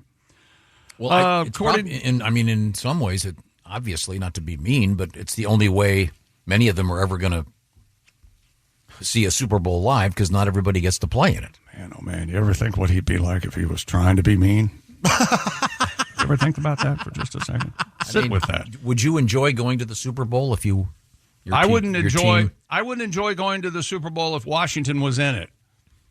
There, I said if my friends were, so let's say I'm a player for the NFL, and my buddies who I was on other teams with, they're actually playing. Yeah, I think I'd like to go watch them play. What I'd like to see would be like Joe Burrow standing in front of the stadium. All right, who needs to? There's no bones about it, not hiding it at all. Well, they're not going to do that. But 100 players and then 200 behind the scenes, folks? Is that what According it is? to reports, the players who resold their tickets will have to pay a fine of 1.5 times the face value they paid and will be prohibited from buying tickets for the next 2 Super Bowls unless they are playing in the game. Club employees who violated the policy will be fined 2 times face value. Ooh. Well, that seems hardly. Yeah. Did you read that down at the bottom? One of the guys was charged with selling Taylor Swift tickets at a party. Oh, man. Yeah, that's... He really got it. I forget which guy. He's going after that secondary market hard. If you're just joining us, hi, thanks for joining us. This is the Bob and Tom program coming to you from the O'Reilly Auto Parts Studios. we are enjoying, and I hope you are as well, a fine sportscast with Chick McGee. And we've covered famous Richies in the world, of course. No, we didn't say anything about Richie. I said you got your Richie Blackmore. I have your Richie Valens. We have your Guy Ritchie. Okay, as God is my witness, I have a friend named Rich Ritchie. Richie Sambora. That's a good one. Yeah, is his first name Richard? It is. Richard Ritchie. Yep. Well, that's just stupid. Is it Ritchie? Richie, yes. Yeah. That is silly, though. Richard Ritchie. Yeah. Why would they do that to him? Wow. It'd be like Arnold. Why would you do that? Yeah. Oh, there's a joke. Right? Yeah. Hi, I'm Dick Johnson. Don't feel bad. My middle name is Penis. Yeah, they really wanted to drive it home. Named after my grandfather, of course. Hey, what is the 9-9? What about Lionel? Does Lionel Richie count? No. If Guy Ritchie counts, then Lionel Richie counts. Yeah. But yeah. I don't think so. Is Guy a nickname or is that his name? I don't know. That's interesting. Well, famous. What's the 9-9 challenge? 999 challenge, Tom. Does it mean it's like calling 911 in America? If you're trying to complete the 999 challenge, competitors must down 9 hot dogs and 9 beers in 9 innings. Okay. We all know, for not everybody from experience, but at least from secondhand knowledge, that a beer an inning is harder than you think. It's way harder. Yes. Bob and I famously did it one time, and I only made 5. I think Bob did 7. Dude. Oh, my Lord. It's not enjoyable. Those 1, 2, 3 innings are no good. And 9 hot dogs. 9 hot dogs. Well, the latest to go to social media and said he completed it during a Brewers game is JJ Watt. I'm sorry. It's JJ. What? He could do it. He did all of it in 5.5 innings. Oh, what? He kind of broke the rules. 9 hot dogs, 9 beers, in 5.5 innings. Now, social media is going crazy because spreading it out over 9 innings makes it far more difficult as food settles in the stomach. So I'm sorry, one fan went to Watt's Instagram and said, "You failed the assignment. This is nowhere near the same." I agree. I agree totally. Yes. He did it in 9 hot dogs, 9 beers, in 5.5 innings. That make your stomach hurt? What makes it hard? The hot dogs, or just... Doing 1 beer and 1 hot dog per inning puts your body in more hell and makes the challenge I'm sorry. harder. What team was he watching? The Brewers. Why does that matter? Because Milwaukee Brewers. Because if you were watching like the Colorado Rockies, better than the game. Yeah, you know, Colorado You'd have been just, nauseated no matter what. You know, Colorado just beat the Cardinals 6-0. You know that, right? Jake, this is like the 3rd time he's mentioned it. I hate to be that guy. I hate to be J.J. Watt, said another guy, but he did it wrong. Doing 1 beer and 1 hot dog per inning puts your body in more hell. It makes it much harder. It has to last 9 innings. Got to respect, though, the ability to do all of them in 5.5. Yes, but you still, do. Yeah. This should have an asterisk. Wow. By the way, I found out, did a little digging over here. People with the same first name and last name. Uh-huh. Do you think of any other ones? One of them's got a really good song out right now. Phil Phillips.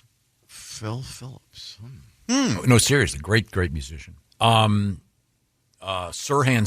of course. Sure. I mean, was that actually a name that person was born with? I don't know how that works. Yeah, I don't either. I just know that RFK Jr. is putting up better numbers right now in terms of killing people. Don't do as I do as I say. Humbert. Very good, yeah. Wilson from the Tim Allen Show. Oh, I didn't know his last name was. I did not either. Yeah, that's funny. His name was just Wilson. Major from Catch-22. Sure, yeah.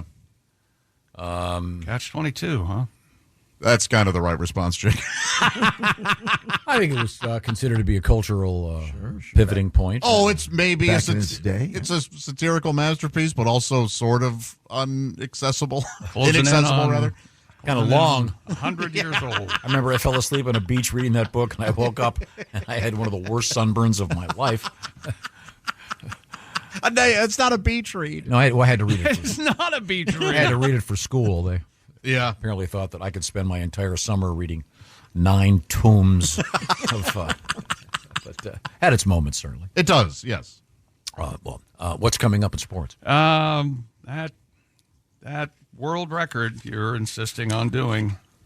Well, no, I think. And Caitlin Clark sets another record. So wow. There you go. All right. Glad she's back on the court. Nope, she's not on the court. This is off the court. Really? She's still injured, yes. Is she eating hot dogs?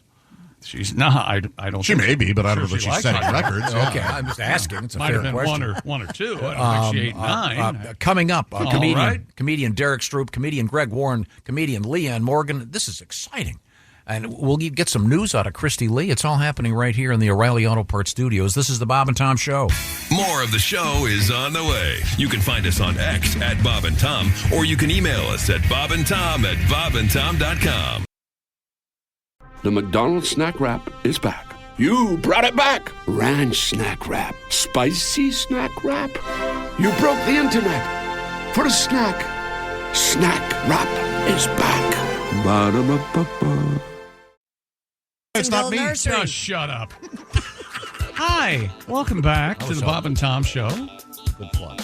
We're in the O'Reilly Auto Parts studios. Christy Lee, Josh Arnold, Ace Cosby, Pat Godwin. I'm Chick. Hello, Tom. How are you? Great, thank you. Super. Well, I mean, that was a heated off-the-air conversation we all just had. Hey. Yeah, we are disagreeing about Billy Joel's Poor catalog. Billy Joel.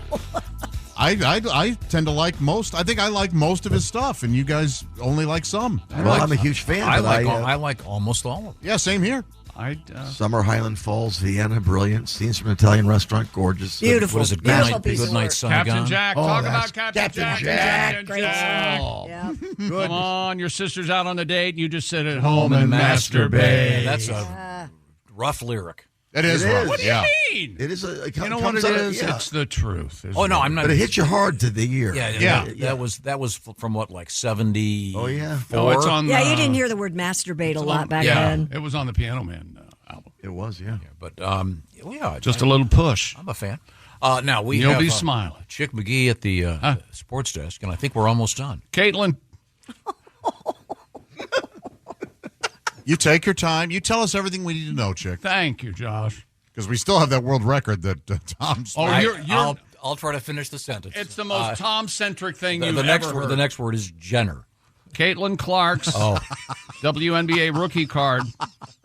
$660,000 at auction. Record-breaking sale. Nice. The most money yet for a female athlete at a public auction. Caitlin Clark. Okay. So congratulations. Didn't they print a lot of those? Seems kind of steep. I would assume they printed. Just quite a leave few. it to you. I know she. to piss on America's sweetheart. I love her. But when she arrived, she was already famous, and they knew she was going to be great. If I'm the company that makes the cards, I'm going to print 1 million of them. Well, you're not the company that prints the cards. Well, they should have. And I know part of your problem is they didn't call you to ask you if we should. How many should we print? Tom, help us, guide us. They'd be a lot richer if they'd printed more. That's all I'm saying. And now, everybody, this could be our last stupid world record. Okay. It's that stupid. Don't you tease me like that. Stupid. A Utah retiree has broken his own Guinness World Record for the greatest vertical distance skiing downhill. Oh, yeah, this is very Tom. In Yeah. 1 year. Yeah. Last year, Thomas Hart. You can't get any more Griswold than Thomas that. Hart. That's the guy's name? I think this guy could be related to me. I don't know. Also known as Racer Tom, it says here. You know, you say Racer Tom, and everybody goes, "Oh yeah, Tom Hart." Not to be confused with the other guy in his neighborhood, Racist Tom. They often you have to really make it clear. What are you? I like snow because it's white. Yeah. Oh, Racist Tom. I was talking to Racer Tom. What are you, mailman? You ain't one of me. I tell you that. Racist Tom. I'm sorry. Racer Tom. No, what did he do again? He skied 8,513. 8,513,340 feet and 10.72 inches. Chick. In 9 months. What are you, mailman? Is already. That's going to be the best line of the week. Trending. Very. What are you, mailman? Are you? What are you? This June, the 64-year-old shattered that record after skiing 11,421,065 feet, a distance similar to descending Mount Everest 393 times. How did they know? I mean, how do you... Of course you don't know. There's no way you would know this. I can tell you how many downhill feat I did last year. Do you have a You have an app? pedometer-esque thing? No, it's when you get the Epic Pass or the Icon. I'm serious. Oh, okay. Okay, wait a minute. What? So they know how many times you've been up the mountain? Yeah. But they don't know that you skied down it. You could have taken the sled or fallen or rolled. As incorrect as your logic is, I will point the following up. What they don't say in this record is you realize this guy also had to ride up. Right. Whatever it is, 11 million. We've done some narrowcasting in our day, but this is world record stuff right here. yeah. This is the world record. For you skiers out there, well, that's 0.19%. His name is Tom Hart. How long do you think it took him? Like the actual downhill thing? Oh, the guy's obviously great. He would probably do every run. I don't know. I assume he did it in. You said he did it in 9 months. In Utah, so he might have been at Alta. I don't know if he was at where he might have been. But We're still Deer Valley, talking about it. Park City. Who knows? Oh, this wasn't just the longest one downhill trip? No. This is multiple thousands of trips up and down. Oh, that's way less interesting, yeah. Yeah. Well, now, Josh, it was pointed out this would be the equivalent of going down Everest 393 times. That'd be quite a high hill. Well, that's why I thought it was so fascinating. The only possibly fascinating thing about this was incorrect. Right. I assumed he would, do that, he was just going side to side most of the time. Right. Are you happy now? Yeah, I'm trying to. World record on and us? he's a retired gent. Wait a minute. He's looking how many miles he's skied. Yeah, I'm last sure he year. is. I'm just wanting to show Christy how I can show you during the break. Oh, that's all right. Now, you haven't fallen at all in a while, right? Okay. We'd know about it. On January 1st. That's not the right day. I skied 17,600. What? Feet? Downhill. Feet, yards, inches. Oh, sorry. Meters. You didn't give us Wait a minute. You got a kilometer in there? Anything? I mean, you didn't say anything. Seconds? Ounces of snow? What? You know what I did this morning? I went 930. Yeah, oh, you did? I'm not going to say what it was, but it was 930. I'm sorry. Vertical feet. Vertical. Okay. Okay. Vertical feet. But so every day it shows every day how much you skied, and Gotcha. I'm not sure how. Hey, mailman! What are you? Okay. So And you didn't want to do the story. What are you? taking credit for that. Okay, that's fine. Hope he had one of those season passes. Oh, otherwise quite pricey. Yeah, because if he Yeah. didn't, if he skied every day, How old was the guy again? 64. Oh, that's not bad. Oh, I thought he was old. Yeah, I thought he was like 84 or That's what I something. thought. Get a job, dude. Are you kidding? Wouldn't you rather? What a fun time! Although I guess after a while it might get kind of dull. It doesn't say if he went to I've tried to do this. slopes. I've tried to do this many times. Your brain, Tom, is not Yeah. everyone's brain. Your memories, your things you enjoy, not everyone enjoys. Very few would enjoy the same things you do or have the same memories that you do. Okay, That's broad casting. Let's include everybody. Have you skied where this guy skied? It doesn't say. I'm guessing if I've skied in Utah, certainly. Well, many times. If he skied anywhere, it would be Utah. Great snow there. Don't tell me about it. Mm-hmm. Oh, yeah. Who has the bad snow? Is there bad snow? Jersey? Yeah, Jersey snow gets a little gross. Macon, Georgia. Horrible snow. Okay. It's, obviously, it depends on the weather. Yes. Right. I mean, if it's not Didn't snowing. he present that it was a salient point? Right. Oh, it's the weather. And it was... Just sits back. Oh, forgive us. We did not think about that. Right. I mean, for example, I was just in Colorado and I didn't ski. You know why? Because there was no snow. You know why? Because it's summer. Because Obviously, of the weather. Because of the weather. Yeah, obviously, because of the weather. Unbelievable. Oh, yeah. Make a point with you guys. I'll see if I can find out where he skied. That's all right. Nah, We're good. I actually met a guy I met a guy at a sushi bar Let's put a pin in that. that had skied every day for like 3 years. Oh, God, what a boring conversation that must have been. Talking to some Where did guy. he go in the Good summer? Lord. He did South America. And Tuesday I skied. Wednesday I skied. On Thursday, I took a break. On Why did Friday, I skied. Can I get a California roll? Thursday I ski. Is this real soft shell crab? Yeah, Friday I skied. Is this bacon fish or crab? admittedly, we were sitting at that bar at the sushi Right? joint, and Kelly and I were desperately trying to move on into this conversation, but He just kept going. Yeah, the guy, Even you were bored by this. but the guy goes, "Hey, I skied every day for the last 3 years." Did you know? How about that? He started the conversation? Yeah. Okay. This poor guy he was a loner, and You think if he's skiing every day? yeah. So first of all, I'm glad you can afford the lift He's tickets. being sexually simulated somehow by the act of skiing. Yeah, If yeah. you ski that much, yeah. He's having an orgasm. There might be a grizzly bear going, you're not here for the skiing, are you? He's very, very exactly horny. It. They call him 3-pole Tom. Now, Christy Lee from the news desk. Coming up, sports has been finished. only took 2 hours. Nice. All over. Derek Stroop, comedian, will be our guest shortly. Greg Warren, comedian, will be our guest. I hope- Leanne Morgan is going to be hanging out. This is Group great. knows what he's walking into. All right. Okay. These are the O'Reilly Auto Parts Studios, and this is the Bob and Tom Show. Got a comment to share? Text us at 888-262-8661. This is the Bob and Tom Show. At Blinds.com, it's not just about window treatments. It's about you, your style, your space, your way. Whether you DIY or want the pros to handle it all, you'll have the confidence of knowing it's done right. From free expert design help to our 100% satisfaction guarantee, everything we do is made to fit your life and your windows. Because at Blinds.com, the only thing we treat better than windows is you. Visit Blinds.com now for up to 45% off site-wide, plus a professional measure at no cost. Rules and restrictions apply.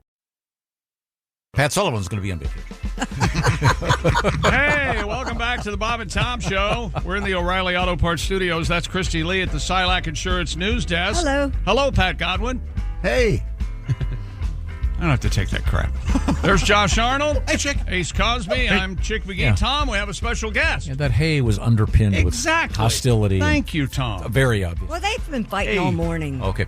We're joined by a very handsome guest. And we're going to play a game. And it's including Tom, and you're going to be excited. Go ahead. Say hello. Okay. Our guest is comedian Derek Stroop.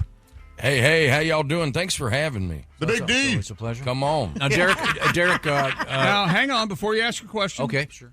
What hat is he wearing? Can you tell what team, what league? For extra credit, I'm going to say what year. I believe that's 1862. That's the Confederacy. Oh, Jesus. Just give the listeners No. That'll go well with my accent. Real zinger out the gate here. I can't see it from here. What is it? Are those baseball bats? I'll tell you, it's the NBA. Yeah, it's a basketball team. You can see there's The a basketball at the on bottom. the front. Mm-hmm. I can't see. It looked to be And, a couple pickaxes. A couple of pickaxes. And it's a state. A lot of skiing goes on in this state. So it's not the Globetrotters. No. What does that even mean? I don't know. Well, I mean, how many of the Globetrotters ski? Come on. Oh. I wouldn't know. I'm not too sure. Are you sure you don't know? I know they're not allowed to ski where you ski. That's right. It's the 2022-2023 World Champion Denver Nuggets. No, it's not the Timberwolves? It's the Denver Nuggets. Why are there hat. axes on there? They're pickaxes. They're the Denver Nuggets. Yeah, they're getting the Nuggets gold. of coal. They're mining for coal. See, it looks like a big X where I'm sitting. It's Yeah. Derek's 30 feet away from me. Yeah. But it's a logo, and you can see what it is. Josh is the same distance, and he said they're pickaxes. Yes. You jerk. That's See? all right. Derek So, does not want to be here. I can was feel that a it. freebie, or are you a fan? No, I'm a fan. Yeah. I lived out there for almost 11 years. I lived in Denver. Yeah. Ah. Yeah. I was just there. Yeah. Okay. You were just in Denver? Or? Well, I was at the airport. Oh, well, same thing. Yeah. But he was in Colorado. Well, I can tell you, if you were at the Denver airport, you weren't in Denver. I can tell you that. That's for sure. You were closer to touching Kansas. Yeah, I've said that for years. When they built that new airport, they said, someone said, I got on a deal. Let's go farther away. Yeah. There's no way you can tell me that Uber didn't have a hand in that airport. There's no way. I'm taking a $75 Uber to take an $85 United flight. There's no way. There's no way Uber didn't go, no, put it out there a little bit. Oh, my God. I never thought of that. Yeah. Where we live, our Ubers are $75, $80, and they have fare wars every now and then. Jiminy Christmas. That airport is perpetually being constructed. It is. It is. I remember. Now, here's the thing about flying out of Denver. You got a direct flight, to villages. You can fly anywhere because it is the connection city. I miss that. I live in New York City now, but flying out of Denver has got to be one of the best cities. Some of your flights might be a little longer, yada, yada, but it's directs everywhere you're going. Right. It's a nice hub. Yeah. It is. It is. I was the last one on my plane. It's a long story I won't bore you with. Let's talk about Derek, but you have some game involving Wait a minute. Derek? You were the last that was one. the game. That was the okay. game. Played it. Identifying the hat. Because you were going to say, what type of hat is that you're wearing? Or something like that. No, I was going to say, who are you named after? Who? What are you talking about? My first name? Derek? Derek. I don't think I'm named. I'm not named after anybody. Maybe His an dad. oil rig. No, his dad fought oil well fires. I beat him to it. Yeah. There you go. The correct answer would have been Eric Clapton, Derek and the Dominoes, but we'll move on. Yeah. Yeah, Eric's doing well for himself. Yeah, that's good. But it's I have spelled a differently. question. So you were the last one on your plane. Were you traveling alone? Yes. Being the last one on your plane is a I blessing. got it. You were at the wrong gate. No. I got it. Were you asleep? No. No. I got there 2 hours early. Yeah. And my gate there was a construction thing there, so it was kind of half cordoned off. Your family's got it down traveling with you, don't they? They don't. Which is the best way to travel. Yeah, with they you. went separately. Yeah. Yeah, and there was, and I got there early, looked at the big screen, went to my gate. I can't imagine him magooing around an airport. They had the desk there with the sign saying where it's going. And, You didn't even talk about your TSA adventure. You couldn't find the pre-check and. well, yeah. But it was great, and everyone was super friendly in TSA, both here and there. Thank you. Well, you didn't have to go through Philadelphia. Why were you the last person on your flight? So I positioned myself right near the door to the jetway. Yeah. Because I wanted to be want to get the plane. Oh, sure. Because I had the nice ticket, and so I Nice. Hey, Josh, have you heard First class. when Tom flies, he has a nice ticket. Oh, yeah. Yeah. It's made out of satin. So real nice. it's kind of hard to explain What because a bastard you are. First class there's like ticket. police tape everywhere. They're building something, and so I Wait a minute. What airport is this? Denver. Okay. So I finally, I'm literally sitting there for 2 hours. And I finally look up and I go, when is this thing going to board? All right. So I walk up to the guy and I go, when is this flight boarding? He goes, oh, we changed the gate. I said, well, maybe an announcement would have been nice. I guarantee they made They eight. announced it. guarantee. They always Yeah, they announce. No do. less than You 7 look announcements. up on the screen. I was right there because they'd moved the normal desk. It's hard. The desk for that gate Right. is not working. So they were down at the next one. Yeah. So if they made an announcement, I didn't hear it because I was too close to the actual. Did they not send you a text? They always text you. That's what I want to know. Didn't they see your nice ticket that you had in your hand? Yeah, what about your nice ticket? I had a very nice ticket. I get text I know updates. that was what Kelly and I were talking about last night. Why didn't they text everybody? They changed the gate. And the guy goes, "Well, we changed it on the big board." Oh, that's great. So I have to get up and walk halfway down the airport to find the big board.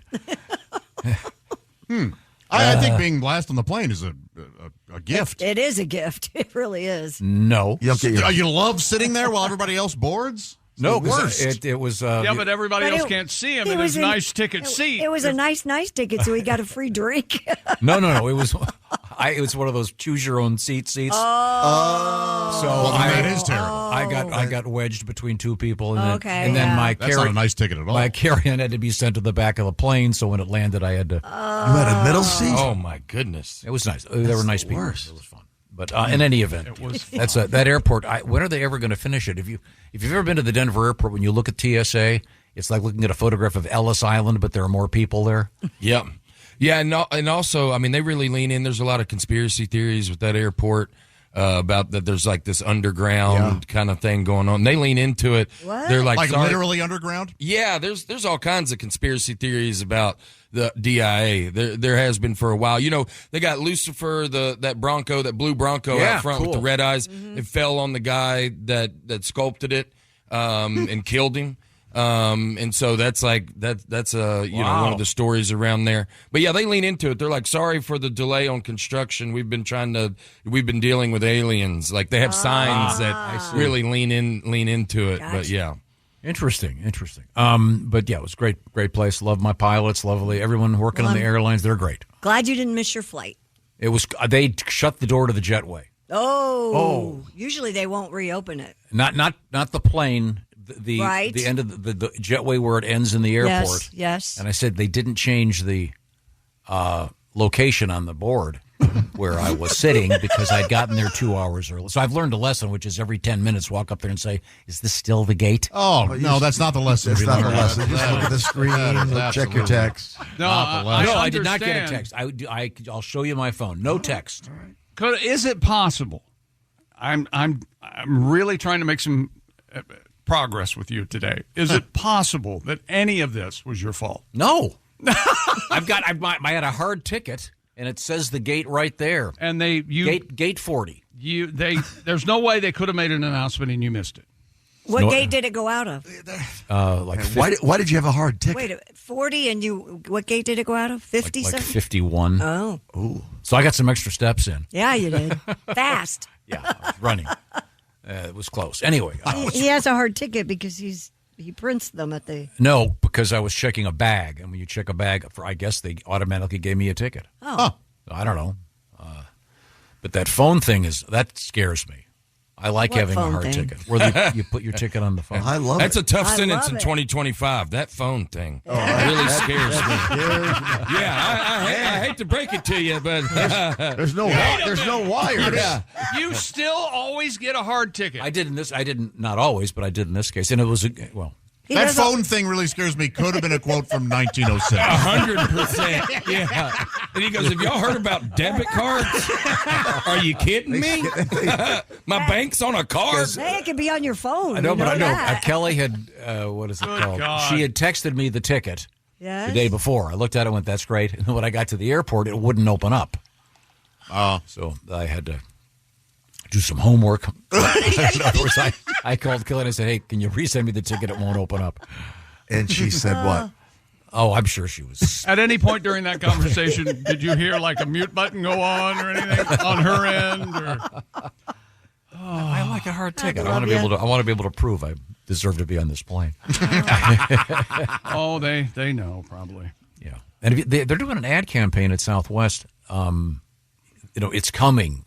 Assigned seats. Right. Do people like assigned seats? No, I think people like the way Southwest does it. I do. Yeah.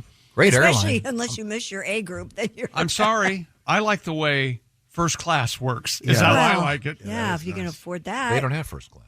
Well, No. here's my thing with Southwest. I like the open seating once I'm on the plane. I hate the pre-boarding process where everybody's not showing their cards and kind of. I've got to go. I got to go shake people down to see if they're really A31. You should have your phone out. I can't. This guy yesterday would not move. He had Candy Crush out. I mean, man in his 50s, just going for a high score. We're all trying to. He would not. Just share your position because I'm somebody. You'll hear somebody go, "It doesn't matter. We're all going to the same place," and I go, "You're a psychopath, man. You don't feel that way. When you're in middle seat in row 42, I'll go, no, we're all headed to Orlando. Yeah, that's crazy. Yeah. I want everybody in their right position. Yes. Yeah. Yeah, you paid extra for that. You want it. Yeah, They should exactly. give you cards you have to tape to your forehead. I feel that way. I really do. One time, me and my wife, we were flying out of separate gates, same airport in Pensacola. I was flying United. She was flying Southwest. She's very introverted young lady, okay? Mm-hmm. I saw her just getting pushed to the back. I went over there. I took her ticket, and I went through the line. I went, hey, are you A30? Head on back, big dog. We're headed to I took Alyssa all the way to the front of the line. Everybody was looking looking at me like, oh, he's a psycho. But Alyssa was standing exactly where she should, because they were bullying her. I mean, they were pushing her back, because she's not going to fight her way and force her phone in their face. So, I mean, I had to go over there, and it was awkward. I'm not going to lie, but she was good. I'm just that type of guy. I've actually seen them do a thing where someone comes up and they go to scan the ticket. No. You're not in the A group. Yes, I've They seen send that. them back. Mhm. Real hero. Yeah. An American hero. Yes, I love that. The Lindbergh of seating charts. I traveled with a comedian who faked an injury to get on the first group. Really? Yep. Man. We got good seats, though, didn't we, Pat? I was gonna get. Was it Geechee guy? Yes. I just figured. Oh. Makes sense, of course. We're hanging out with a great comedian, Derek Stroop, and Derek's got some cool stuff coming up real quick. He's going to be at the Grove Comedy Club in Lowell, Arkansas, August 1st and 2nd. He's doing the Tonight Show with Jimmy Fallon August 6th. How great is that? Nice. Yeah. The Funny Bone in Syracuse, the 19th and 20th of September. The Des Moines Funny Bone, a great spot. Des Moines, Iowa, coming up on September 26th and 27th. Did you see somebody hit the Des Moines Embassy Suites with their car over the weekend? Did I see that? Oh, no kidding? I didn't ran see right that. into it. Yeah, it's hilarious. Oops. I don't think no one was hurt, but so watch out for that when you're in Des Moines. I will. Is that the thing with the boat? No. It was a that's car. different. It was a car on the street. It was a police chase. I just had the TV on. What boat? I saw this boat driving into a building. Did anybody else see this? No. Yeah. Never mind. I'm confused. We're going to talk with Derek, a wonderful guy, and the kind of guy that stands up for his woman. That's right. Yeah. And he didn't tell you the best part of that story, which was he got her on the plane and then missed his. So That's right. You are the man. That's right. I want to say hello to my friends at the Silac Insurance Company, because the stock market lately, kind of like a roller coaster, doing okay now, but you don't want to have to worry about that when it's time to retire. You want to counter that volatility of the market and not worry about doom and gloom with an annuity, because the cash is going to be there for you when the time is right. The Silac Insurance Company, of course, are annuity experts. You can count on those reliable annuity payments when you want. So the whole idea is to get information by going to silacins.com. See what a Silac annuity can do for you. Some restrictions apply. Learn more. Once again, it's SILAC. INS.com. That's the Silac Insurance Company. We have a link at bobandtom.com. An annuity from the Silac Insurance Company. Plan on it. Live on it. Down the road, you're going to retire. You want those checks to keep on coming. Once again, we are in the O'Reilly Auto Parts Studios, and this is the Bob and Tom Show. So good, so good, so good. New markdowns up to 70% off are at Nordstrom Rack stores now. And that means thousands of can't-miss deals just in time for summer. The denim section is unreal. Why do I rack? All the dresses. I always find something amazing. Plus, buy it online and pick it up in-store the same day for free. Great brands, great prices. That's why you rack. Hey, welcome back to the Bob and Tom Show. Josh Arnold, Christy Lee, Pat Godwin, Ace Cosby. It's time for the Greg Warren Report, brought to you by Champion Windows, Sunrooms, and Home Exteriors. Champion Windows. Visit ChampionSaveNow.com. All right. It's always a great pleasure to speak with Greg Warren. There he is. Hi, Greg. We got him on the big screen here. And, Greg, we are also joined by another great comedian. Derek Stroop is here with us. He's a funny guy, man. Hey, Derek. He's hailing from Huntsville, Alabama, currently living in New York City. New York City? Well, right outside of it. Right out Astoria, Queens. I lived there, man. Yeah, it's a great Comedyville. place. They call that Comedyville. But that's technically New York. It's, yeah, I guess that's close enough. Yeah. I mean, it's one of the boroughs, if you will. Yep. Good starter borough. Yeah, let's step up from Staten Island. That's right. Okay. Greg, I can't help but notice this. The new tour is up and running. Is that correct? Looks like you're going to be at the Des Moines, Iowa Funny Bone. I was just there, actually. Oh, I see. Okay. That's right. And I forgot. I had this letter I wanted to read. A guy saw your show. You brought his grandson up on stage. He went to the family show. Said it was great. Loved it.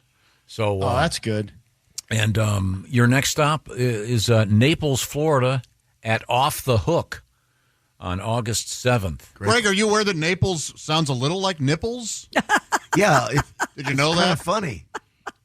Hello, Greg. Yeah, Josh, that It's helpful. You know, men and you women tend to see those things a little quicker than I do. Josh, what does nipples? McCurdy's Comedy Theater sound like? That's where Godwin just was in Sarasota, Florida, August 8th. Yeah, Greg's going to be there too. Greg will be there August 8th and 9th. Does McCurdy's remind you of anything? Yeah, vaginas. I'm not sure how you got that. I tend to see these things a little better than you do. I'm sorry. I'm really sorry I asked. Other stops include Sarasota, Charleston, Greenville, South Carolina, Charlotte. I could go on, but I won't. I work a lot. I have a lot of gigs. People buy tickets to see me. And Greg, it's the. I don't sound like that. I don't sound like that, chick. It's the. You sound a little like the Impulse Buy Comedy Tour. Awesome. That's a great name. Is this guy hooks up with your podcast? Are you plugging that as you're out on the tour? Is that what you're doing, Greg? Well, it's all fits together. Chick. Yeah. Thanks for noticing. Consumer Report. What is it you're ripping off? What is it? No. Hey, Greg, this is. I'll try to get off this topic and move on. This morning we had a photograph of a special statue kind of thing for the Baseball Hall of Fame. Yeah, Ichiro's. Ichiro Suzuki's plaque looks like Ron Howard. American treasure. I think the guy Ron Howard. I think the guy that did that famous Lucille Ball statue. Ooh, that was bad. Remember that one? Yeah. I think that was that was terrible. like in Bemis Point, New York, or whatever. That got Ron Howard, not Clint Howard, though, right? Right. Yeah. Right. Yeah. Clint Howard would be worse. His would look abstract. Yeah. But don't pick on Clint. I like Clint Howard. I do too. We met him. He's great. Yeah, can I take a moment? Have you guys met Clint Howard? Oh, he's been in here. Yeah. A couple times. Yeah, he's awesome, but he has very unique looks. Yeah, and there's He a does. terrific book out there. I think it's just called Brothers. It's called The Boys. Oh, The Boys. Sorry, Yeah. thank you. It's terrific. It's about Ron Howard and his brother Clint. Really good. I highly recommend it. I really enjoy him. And you'd like it, Greg. I think. I'm not sure about everybody else. I loved it. Oh, you did? My husband loved it. Yeah. Okay, good. Read it. We all loved it. Now, Greg, we should explain. I liked it. No one asked, but I. We Did should you like it, Chick? We should explain to our guest Derek Stroop that on a semi-weekly basis, or is it semi-monthly? I can never remember. You like to weigh in on a particular topic. You focus in on it, and we go from there. Is that going to be the case today? Yeah, it is. Before we get to it, I just wanted to. Josh reminded me of something that happened a while back that I don't think I told you guys about. When Josh was trying to. Well, Naples is what reminded me of this, but I met this guy. You know, there's always somebody after a show that's going to try to let you know that he's important too. Maybe. Yeah. Oh, sure. So we did a comedy show not far from where you and I grew up, Josh. It was at an American Legion Hall. And after the show, the guy was like talking. He's like, yeah, you were pretty funny. I mean, he goes, when I was in high school, my mom and dad owned the Baskin Robbins by Crestwood Mall. So I got a lot of women. I got a lot of women. Yeah. Now, in his defense, Crestwood Mall was the place to meet It girls. was a hopping place. Right. But I didn't see it going there. I thought he was going to say I got a lot of ice cream, and I would have been equally impressed. Yeah. But, Well, Greg, I did a sales pitch on your previous comedy special, Where the Field Corn Grows. Boy, that's previous. Yeah, because I was. It's a long. We were walking through the streets of Vail, Colorado, and there was this little kid on a bicycle that could barely ride. He was like, 5, and he was sobbing. Oh no! So we went and said, "Are you okay, little boy?" And it was so weird. And there's this guy. There's this guy there. You think Charles Dickens is still alive? No, this kid. Are you okay, little boy? I mean, he was in the street, and there were cars going. And this guy's there too. This guy walks up, and so we say we got to figure out what to do here. So, stay here. He couldn't find his mom. Oh, so he was and just his lost. brother. He was Okay, lost, gotcha. and he was a little kid. Yeah. And he was weaving through the maze. And this guy was really nice, and so we made a plan. Okay, you go that way. Kelly goes this way. We'll try to find this guy's mom and his brother. We stood there with this kid. Anyway, eventually this guy comes back, and he's got the mom, and I didn't think she was her level of. Oh boy! Here we go. She's sober. What's the word I'm looking for? Not disgrace. It wasn't commensurate with the amount of shock and sad that she should have for losing her kid. I see. Yeah, but I mean, kids in Vail, they probably got air tags on them. I mean, she probably knew exactly where that kid was. Yeah. She's like, so anyway, so then we're all walking together. So we start talking, and this guy turns out he owns a farm, and I forget how many thousands of acres it was, but plenty. Huh? And he lives there half the time, so he's doing just fine. But I said, "What do you grow?" And he goes, I grow corn. Well, what you've got it. Have you seen where the field corn grows? He goes, no. Thanks, man. So I passed it along. So you may have a new fan. How about that? A new fan that has his own jet, by the way. Oh, that's a good fan. Yeah. Those are the fans. Yeah. Did anyone else lose the will to live during that story? Was that just me? I am trying to plug. Felt bad for Greg. Who Plan something. He's There's a planned whole report. something. You've been talking No wonder for he 10 only calls minutes. once every 6 months. I don't blame him at all. Exactly. Yeah. No. Yeah. The topic today is Mountain Dew, guys. Are you a fan personally? Yeah, I don't. I had a time in my life when it was real important to me. I don't choose it that often now, but I think it's a good product. Very similar. In my 20s, it was mostly what I drank soda-wise, and then I can't get even a single sip down. Oh, okay. Really? But Oskay drinks it here every day. Yep. Yeah, he loves it. Yeah, it's is that his caffeine delivery system there? I think so. Yeah, he's down to one, I believe, a day. He tries his best. I was raised by a man that drank it every morning as like people drink coffee. Yeah. My dad did it. I would assume it would be a lot of his like 30s and 40s, but he'd start off back, this is back in the 80s, 90s. But I mean, everybody was on board with Mountain Dew before we cared about what was in it. Yeah. But he would start off every day with the biggest glass of Mountain Dew. He would drink it throughout the day because I think everybody's kind of had their run with Mountain Dew because it's very addictive. The amount of sugar, it draws you back in. You start to really feel like that you need it. But yeah, I was raised, my old man, I mean, when I picture him growing up, the big, I mean, I can smell the speed stick. I can see the Mountain Dew. Yeah.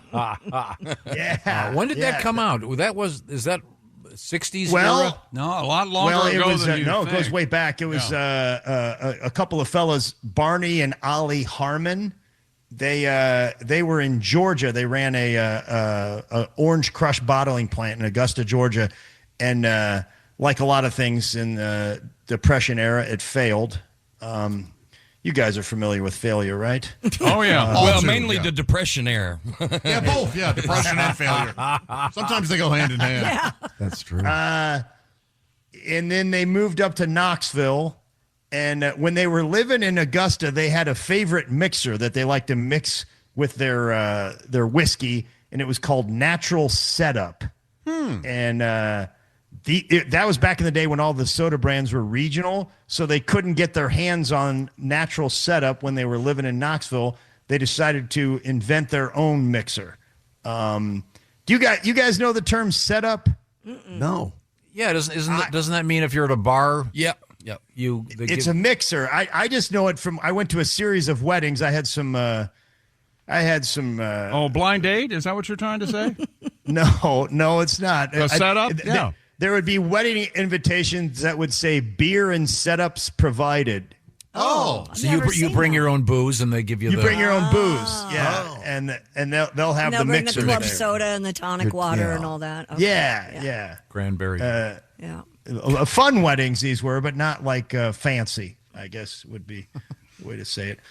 So they decided they're going to make their own mixer. Now think more 7-Up or Sprite versus the Mountain Dew of today. Okay. And they called it Personal Setup, and then they decided to call it Mountain Dew. Mountain Dew is an old-timey slogan for moonshine. Sure, that's right. That's right. So when they mixed their personal setup with the whiskey, it reminded them of moonshine. Gotcha. The next part gets a little bit there's a little hazy. There's a couple different opinions of what happened. Some say they brought their Mountain Dew as a joke to a bottling convention, and a Johnson City, Tennessee bottler liked it. Others say they met Charles Gordon on a train. Charles worked in Johnson City to bottler. He bottled Dr. Enough. You guys heard of this thing? But I'm very intrigued. Dr. Enough is ENUF. It still exists today. It is sort of like a regional 7-Up or Sprite. Their slogan is "Enough is enough." The second "enough" is spelled correctly. Is there a real Dr. Enough? Probably a proctologist. I'm not familiar, Tom, but well, if you've had one of those exams. Do you remember one of the slogans? Maybe you've got it there, Greg, for Mountain Dew, commercial slogan. Do the Dew? Well, Yahoo Mountain Dew, of course. Yes, that when was I a chick. kid. They had a.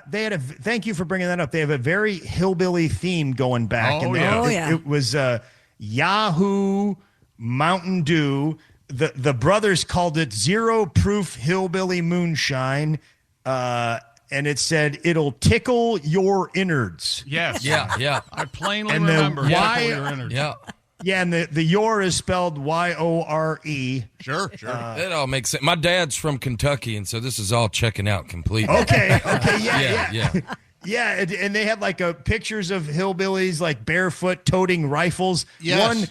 One hillbilly's name was Grandpappy, and he was shown shooting at a government revenuer.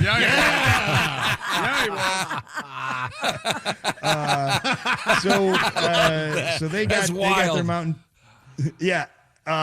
There's a fellow named Bill Bridgeforth in 1958. He had a Tri-City lemonade soda, and that's when he started. He was involved in changing the flavor. In 1961, the Tip Corporation in Marion, Virginia, bought it, and they moved the flavor on. The guys that was responsible for a lot of that was William Bill Jones. Oh yeah, I'm William. Quotation mark Bill. They have the Bill in quotations. Well, that's so and unusual. I'm with you. Yeah. I can tell you're with me. If you're going to put a nickname in quotation, it better be something like Mad Dog or Slappy, Skeeter. You can't William have- to Bill. What a leap. Yeah. Did the color change as the flavor changed? Yeah, actually, when Pepsi got a hold of it in 1964, they added orange flavoring and lime green coloring. They wanted a piece of it because they were doing business with Tip, and they noticed it was selling a lot. Yeah, Jeff Johnson was. That's right. He was behind that, I believe. Thank you, Josh Arnold.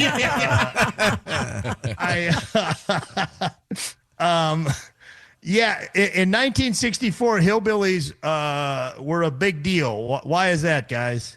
Beverly Hillbillies. Yes, Christy. Really? Yes. Nice. Yeah, Pepsi was like, these Beverly Hillbillies are a big deal. Let's see what we can do. So they sort of stuck with the hillbilly marketing theme. They really got into it. Apparently, when they introduced Mountain Dew in Philadelphia, the Philadelphia license commissioner got a letter from a fictional character, Herbert Eugene Walton, to build a bunch of wooden outhouses in downtown Philly. The actor playing Herbert the hillbilly loaded a car and drove slowly through downtown Philadelphia, causing a lot of traffic jams. I've been out of the game for a while, guys. I'm not sure that's how I would want to introduce a product, is to cause a traffic jam. But Yeah. So anyways, they stuck with the hillbilly thing till about 1969. Then they just abandoned marketing, and somehow around 76, Mountain Dew started gaining momentum, and it got huge in the 80s and the 90s. Wow. Yeah, That became a big X Games type drink. Yeah. Is it? Yes. Where? Why is that? Yeah, you're right. They got real into the active games, also online gaming. Josh, maybe because the caffeine keeps you up. Yes, and you don't have to go rebrew coffee. You can just put a 2-liter of Mountain Dew next to you and keep playing your games. Wow. Where does it stand with respect to Coke and Pepsi and everything else in terms of sales? Do you know? Yeah, it's a strong number 4. Does about 6 to 7% of the carbonated beverage market, behind Coke, Diet Coke, and Pepsi. Okay. It's got 55 milligrams of caffeine in a can. Diet Coke has 45. Pepsi has 37. Coke has 34. It says here Tab has 46. Is Tab still in existence? You have to really search for it. Why would somebody drink that? I know, right? It's horrible. I don't mind it. My aunt loved You're Tab. crazy. Yeah, she had Tab and Kent cigarettes. Wow. Good night. Right. I think the aftertaste of the Tab was harsher than the cigarettes. I'm not sure which killed her. Cup of coffee has 115 to 175 milligrams of caffeine. And by the way, do you see they're coming out with real sugar Coke? Yeah, I did. That's a big deal. Big deal. I don't like it. Is it too sweet? No, I just think it has a weird taste. I like the high fructose corn syrup. Sure, I'm with you. I like it too. A lot of people, I know people back a few years ago would travel all the way across town because they knew there was a place that had so-called Mexican Coke. Yeah, the Mexican stores have it. I thought that was a big deal, and then I tried it. I'm like, this isn't that good. Our producer does that. 2004, they partnered with Taco Bell to make their own version of Mountain Dew called Baja Blast. Do you guys remember this? It's blue. Huge. My girls love it. Yeah. And you can put alcohol in them, too. Yes. That apparently it really mixes well with alcohol. Yes. As does Taco Bell. Yeah. Usually, though, the alcohol first. If they get White Castle stuffed burrito, you'd have something. Are there mixed drinks that commonly use regular Mountain Dew? Well, the way you've got a Jack and Coke, is there some? No. Dew and Doers never really took off. I was about to say, if I see you mixing alcohol with Mountain Dew, I'm going to assume you smoke inside. That's a wild combination. Baja Blast, I see that pivot, but just Mountain Dew out of a 2-liter and then a splash of vodka. Okay, you got a tail light out, big dog. Donnie Baker used to mix it with Jägermeister, didn't he? Yep. Yeah, Donnie Baker did do that, man. Golly. Yep. He did. Donnie liked Mountain Dew, didn't he? Wow, God, Mountain Dew and it. Jaeger is wild. Yeah, that's. What came first, the song Mellow Yellow or the soft drink? I don't know. The song. I think the song Mellow Yellow was Coke's. They've made a lot of attempts to try to take on Mountain Dew, and they just keep failing. That Surge, Mellow Yellow, they can't beat it. Well, Mellow Yellow made a decent run through Days of Thunder.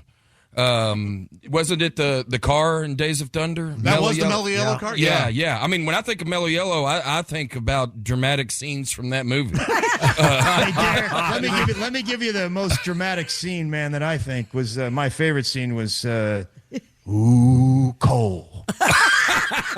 Get out of that race car. Yeah, yes. Ooh, Cole. Is that Duvall? That's Duvall. That's Duvall, yeah. Oh, we got to say goodbye, Greg. Always a great pleasure. And I'll point out, you've got a whole bunch of dates coming up, beginning with Naples, Sarasota, Charleston, South Carolina, then Greenville, South Carolina. Lots of others, including Grand Rapids, Toledo, Lexington, St. Louis. So we'll keep in touch with you and keep everybody informed as to where you're going to be and when, okay? Yeah, good talking to you guys. Always seeing you, Greg. Mwah. Love you, Blue Eyes. Yeah. See you, handsome. Is that his power box behind him? They sparkle.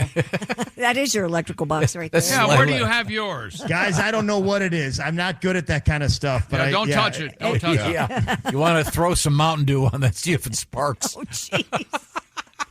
God. Sorry. I'm laughing. That's probably kill him. Hang up the phone. I want to say right now, This is fun. Speaking of beverages, what's the best thing? I just finished my third one of these guys, the Liquid Science Orange Hydration Drink from Java House. These things are great. By the way, we're talking about Java House. It's not just coffee. Of course, it's Java House tea and the aforementioned hydration drinks, hot chocolate, lattes, energy drinks, the whole deal. And Java House has something kind of cool going on right now. If you're kind of disappointed with the coffee room at your place of business, Java House has the great answer: peel and pour pods.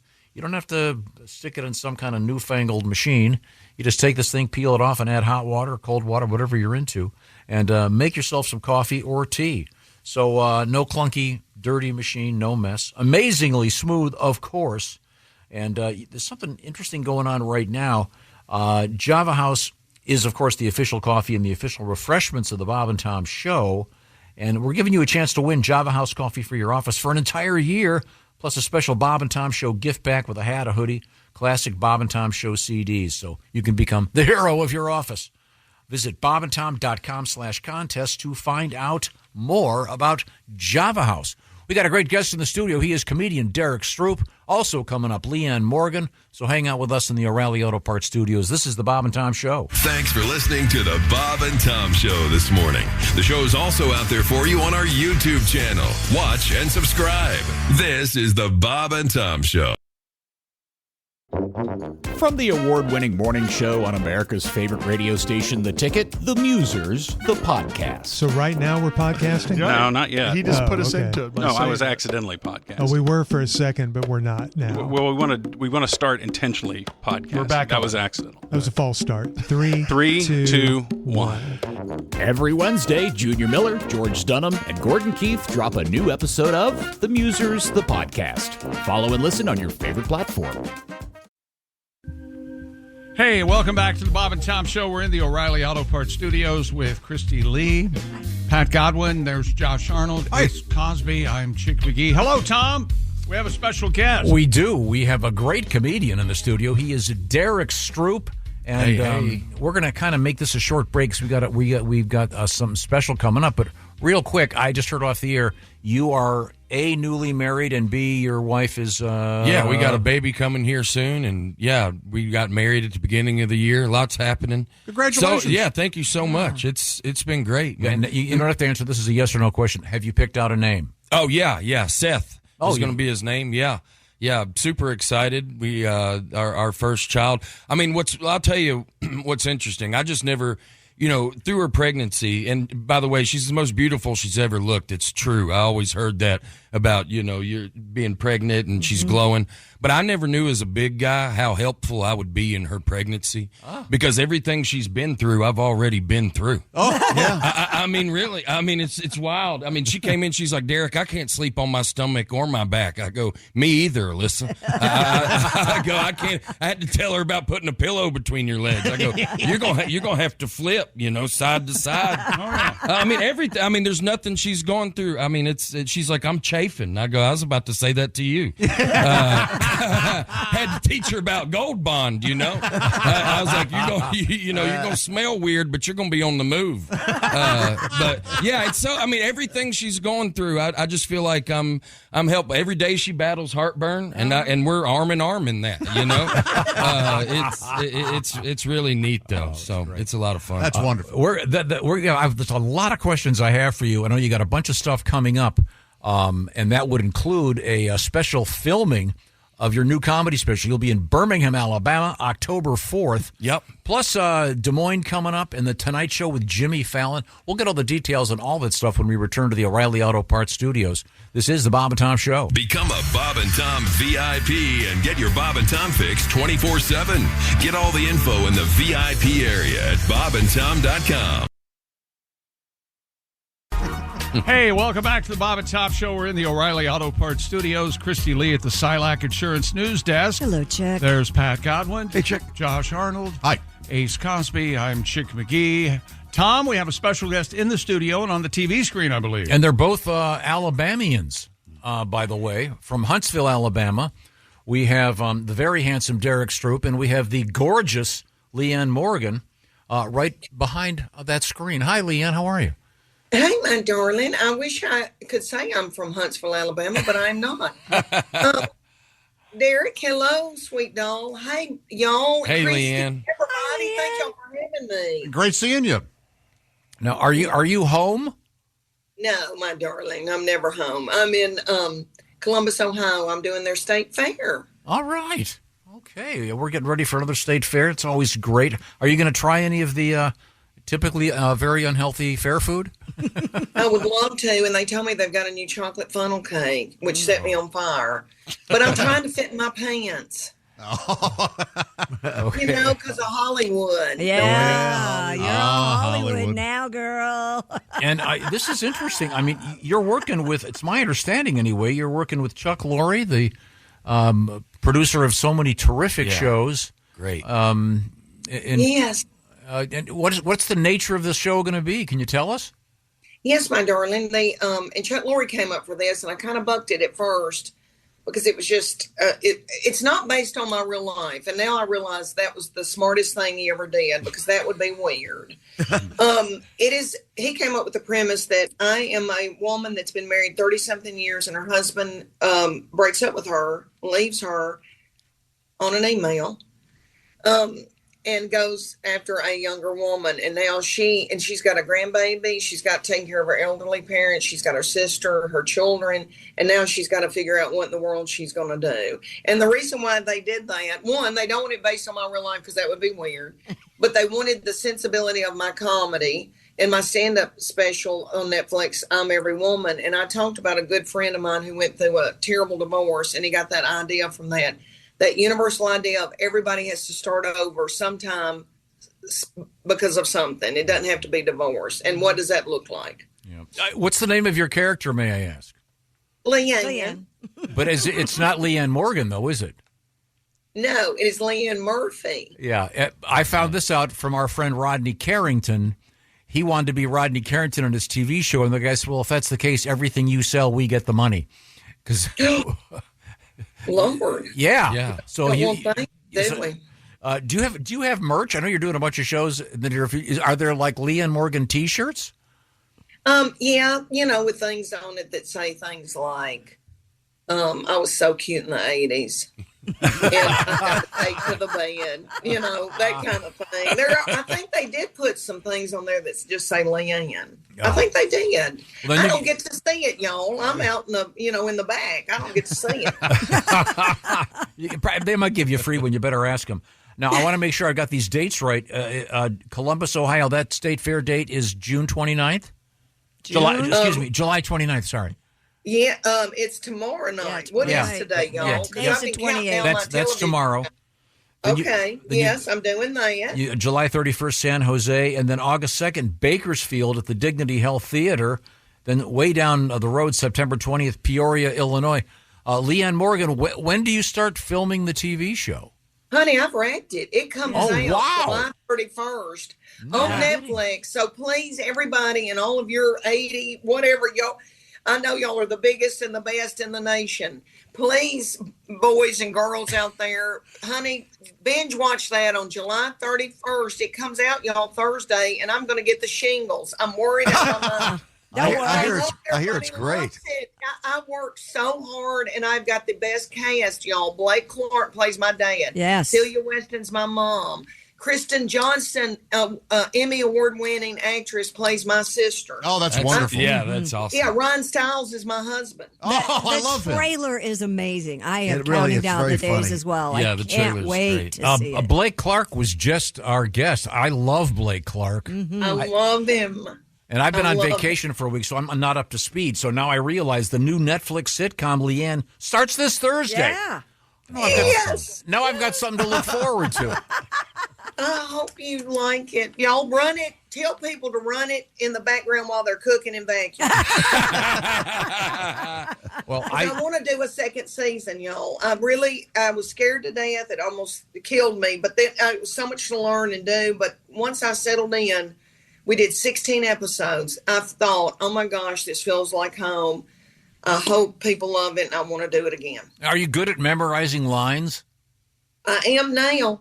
They told me when I thought that I was going to get the shingles when I moved out there. I lived in LA for 7 months, and they said, "We promise, Lynn, it's a muscle that you'll build. You will learn how to do this as weeks go on." And I was like, "No, I won't." I was so panicked. And then they hired me a woman who just took care of me, and we went over that script every week. And I've never worked so hard in my life, but I did. I built a muscle, and I learned how to, because I was almost in every scene. I mean, there's very few episodes where I'm not in every scene. And so it was daunting, but I learned how to do it and absorb it. And we shot in front of a live audience on Friday night. Thursday, we shot what we couldn't shoot in front of an audience. And so, and honey, every day they're changing it. We would rehearse, and then if that joke didn't work, they would come up and rewrite it. And I had Susan McMartin and Nick Bakay are my head writers and showrunner, and they did Mom, 2.5 Men, Bookie. I mean, they've been with Chuck Lorre for 30 years. Were you allowed to interject your own? Like, I have a suggestion for this joke, or ad lib at all? Yes, darling Christy. Yes, because y'all. You know how it is. Everybody stereotypes the South. And so they said, "Lynn, we are not from the South. We need you."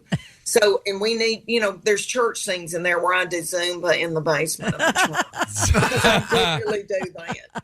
And so they didn't know how, down to the potato salad, they go, "Lynn, is it mustard base or mayonnaise?" So everything, they had to consult me when I wasn't hysterical in a fetal position. All right. Oh, well, now, were you able to do any stand-up during that long siege of filming the great new show? I did, my darling. I would go to Palm Springs. They tried to keep me, around Southern California so it wouldn't wear me out. And on the hiatus week, I would try to go home and see my family, or they would come out and see me, because I've got 2 grandbabies, y'all, that are 2 and 4, and I got to have those babies. So they really tried to, preserve my energy. But I had another Netflix special to get ready for. I just shot that, and now I'm touring on that until that drops in the fall. So, they let me work on stage because I couldn't forget that, y'all. Yeah. And once again, we're speaking with Leanne Morgan, a great comedian, and about to become, I guess, kind of a TV star, working with Chuck Lorre, who's responsible for the only sitcom I've seen every episode of, which is Mike and Molly, which, for my money, that just stands up. It's so brilliant. And I'm sure when he's working with him, that's just the best. That's got to feel so great. Oh, y'all. Okay. And y'all, I was on y'all's show probably in 2004 to 2006, somewhere that with the Southern Fried Chicks. Mm-hmm. Sure. And I don't know if y'all remember that. And Chrissy came out and helped us do a show and introduce us. You don't. Oh. But since then, I've had 4 development deals for sitcoms, and they were pretty big deals with ABC and Matt Williams that created Roseanne and Home Improvement. But nothing went this quick, this fast than with Chuck Lorre. The other ones, didn't make it. Chuck Lorre, when somebody says Chuck Lorre, they just go, "Okay, how many do you want to do?" We went in and pitched it to Netflix, and they basically bought it in the room and said, "We'll do whatever y'all want to do." I've never seen anything like it because of him. I think they're pretty tickled with me. Yeah, I was about to say, and because of you, Leanne, and because of you. And I can't believe you've got 2, as you put it, grandbabies. You look amazing. Oh my God! Did you have the mother of those children when you were 15? I think people in LA think that, because when I had my first baby when I was 27, and I married a man from the foothills of the Appalachian Mountains, and I think people think that I squatted in a field at about 13 and had a baby. But I was 27, and he's the one that's married. I've got a boy and 2 girls, and then he's got my 2 grandsons that are 2 and 4. And then my baby child is 27. She is my professional makeup artist and is on set with me, and she now says she's my caregiver, and she's kind of smart at it. Whoever did your hair this morning did a wonderful job. You look tremendous. I did it. Well, honey, oh my gosh, I'm married to Chuck Morgan, but you are giving me a tingle. Thank you. I need to hear that. My love language is words of affirmation, and I do. I love men. I tell people out in LA, I go, I have loved men since I was in kindergarten. let's celebrate men on this sitcom. You know, we did, and we tried to. We didn't make Ryan Stiles into a villain. Okay, good. I hope y'all like it. Oh, we'll love it. Once we again, love you. it's on Netflix, which is great because Mm-hmm. everybody's got that. It's called Leanne, and you can't miss it. It starts this Thursday. I did not know that. This is good. I've got something to look forward to this week. And by the way, tomorrow night, what is Monday? Tuesday night, it's Columbus, Ohio at the State Fair. San Jose the 31st. August 2nd, Bakersfield, California at the Dignity Health Theater. And then Peoria, September 20th. Well, Leanne, thanks so much for taking the time to talk to us. This is going to be a huge hit. I guarantee it. Yep. Yeah. I can't wait to Thank watch you. it. Oh, you don't. Thank y'all, and thank y'all for having me on. I'm always thrilled to get to be on here. Anytime. You're always welcome to call. Thank you. Okay. One last question. Did you grow up drinking Mountain Dew? That was a feature on our show this morning. There was a spell where Yeah, I did yeah. have a little Mountain Dew. Yeah. But I'm more of a Diet Coke, Diet Dr. Pepper girl. But yeah, let me say this really quick. I was raised in a town of 500 people. My family had one of the few businesses, and we had a Coca-Cola machine. So we were a big deal. Oh, yeah. Oh, that's We right. were a big deal. For sure. You are a big deal. I cannot wait to see your show. Once again, it's Leanne. Netflix starts this Thursday. Continued success, Leanne. You're Yeah. the Yeah. best. Thanks So again good for to your see time. Thank you. Leanne. Love you, girl. And I love my Derek Stroop. My Derek. Love you, my Leanne. darling. Honey, blowing up. I hear it every day. Thank you. Thank you. Okay. Well, that's great. Thanks. See you later. Bye. See you, Leanne. She's gorgeous. She's gorgeous. She was in town She's this the weekend. best. I didn't know. I was so sad. I would have gone. I didn't know. Yeah. You She was gotta a pay Fisher. attention. I think. I she- know. I yeah. do have to pay attention. Now, Too much. we'll check in with our guest, Derek Stroop, in a matter of moments. Another Alabamian. Guess what's back, Tom, and better than ever? That's right. Raycon's fan favorite Everyday Earbuds Classic, now packing active noise cancellation. The return of everyone's favorite Everyday Earbuds. And the perfect way to tune out all the noise around you or possibly coworkers. And tune into something great. The latest version of Raycon's Everyday Earbuds Classic now features active noise cancellation.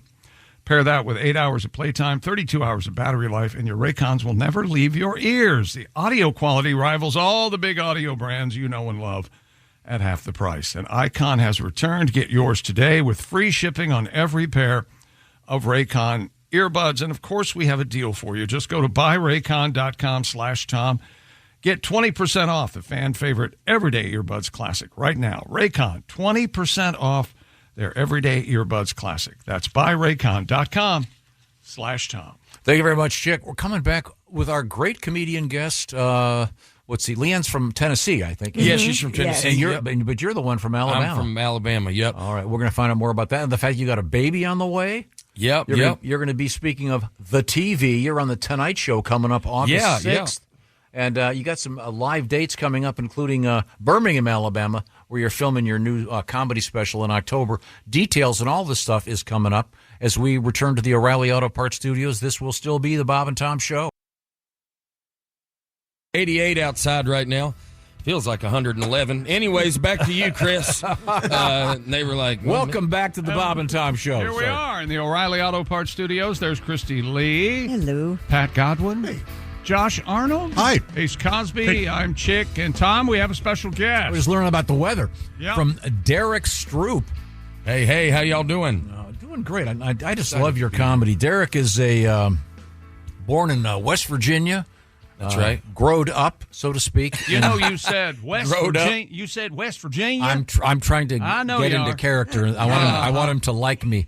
Yeah, that's not going to happen. Yeah, I want him to like I me. can't do it. Derek is a great comedian, and this is unusual because you lived in Denver for a long time, but you grew up in Huntsville, Alabama. Yeah, but now you're living in New York City. I live in New York City. It's so having this accent and living in New York City is touch and go. Nobody believes that I live there.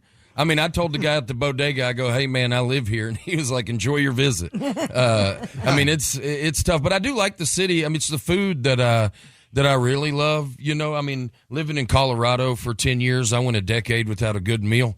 So it's nice. And New York has my kind of food. Like, I love sodium. I love salt. I do. too. Sometimes I'll buy bologna and just suck on it, man. I love salt. And New York's got that. So it's working out, you know.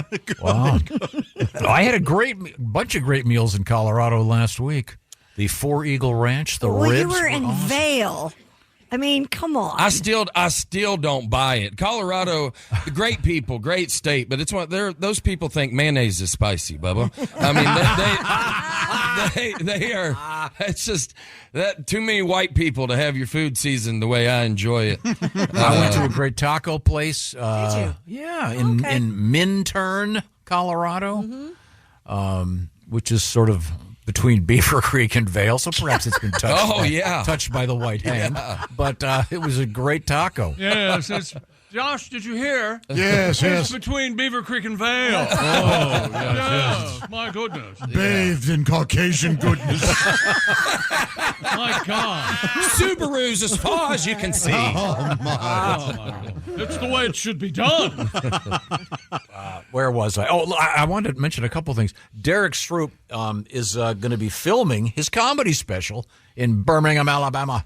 October 4th. That's great. Yeah, really excited about that. A couple dates to get ready for it. Yep. Well, I guess you got to be ready because you're doing the Tonight Show on August 6th. Super excited about that. My second time. This will be my second appearance. So now let me ask you this. Yeah. The first time you did it, do you remember your very first line? Yeah, I don't remember the first line of the set, no. But I remember, you know, you do 5 to 7 minutes. And so it's a set that you can really get in a headlock. You can really lock down. But my last set was great. It was from a perspective of living in Alabama. I was talking about, you know, how Carhartt had become popular, you know, because growing up in Alabama, I've been wearing Carhartt my whole life. You know, we never thought it was cool. We never put it on in high school and thought the women are in trouble today, you know, and now, and just, you know, and that's kind of that was what the theme of that was, is kind of how hipsters made all my clothes popular. But yeah, I can remember that set well. I was really nervous, but at the same time, I was so excited. The Tonight Show, that 5-minute set, it's been going on since Johnny Carson. It's such a cool, unique thing that I've been watching since I was a kid. So it's one of my favorite things to do. I'm so excited to be back doing it again. And Fallon is such a nice guy. He's the nicest. I mean, charisma overload. Just genuinely a nice person. Super nice guy. So it's always, and that, I enjoy being part of that show. Speaking of plugs, I'll give you a couple more real quick. Grove Comedy Club in Lowell, Arkansas, coming up August 1st and 2nd. The aforementioned Tonight Show on August 6th.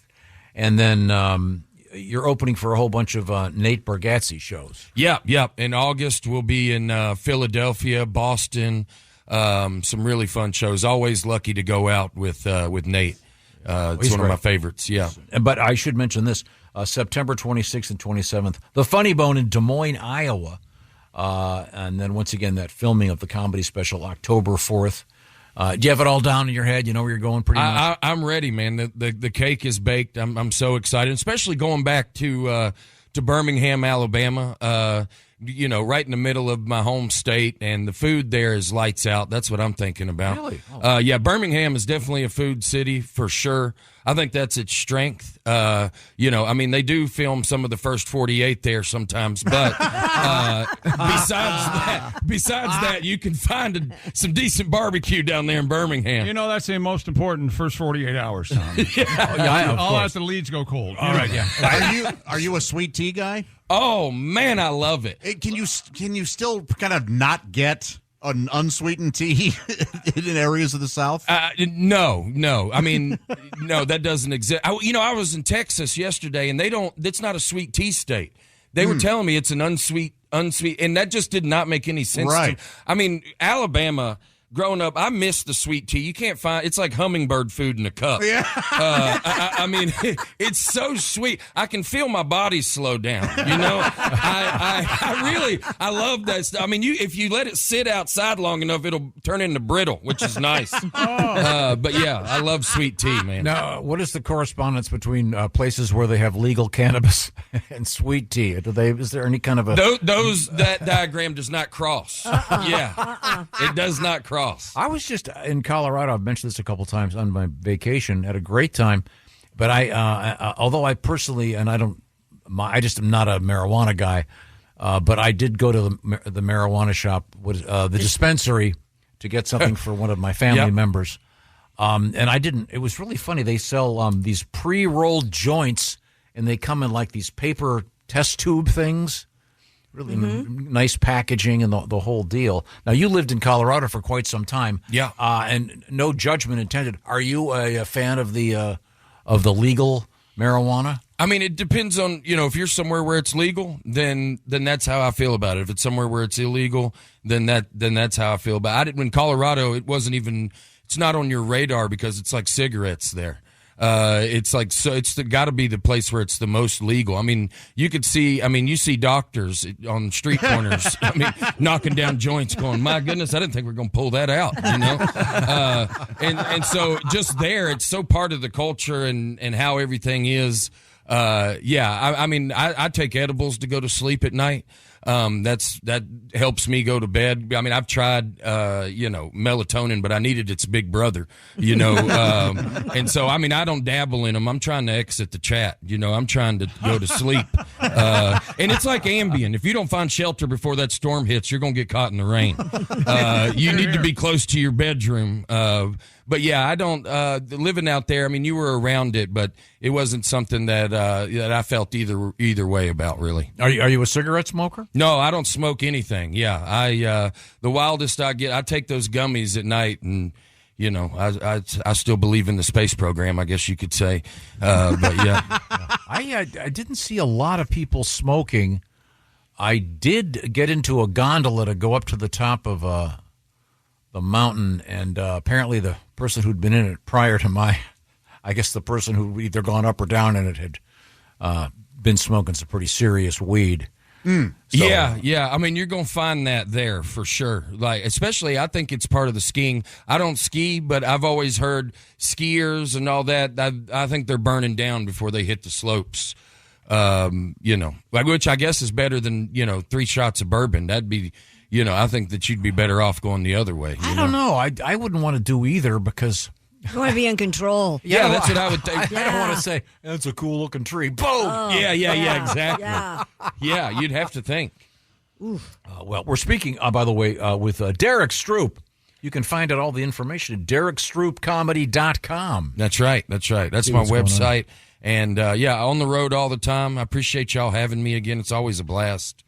Yeah. Oh, great seeing you. And we've already found out that you're going to have a son. You've already named him Seth. Yeah. Which is cool. Is that a family name? That's my middle name.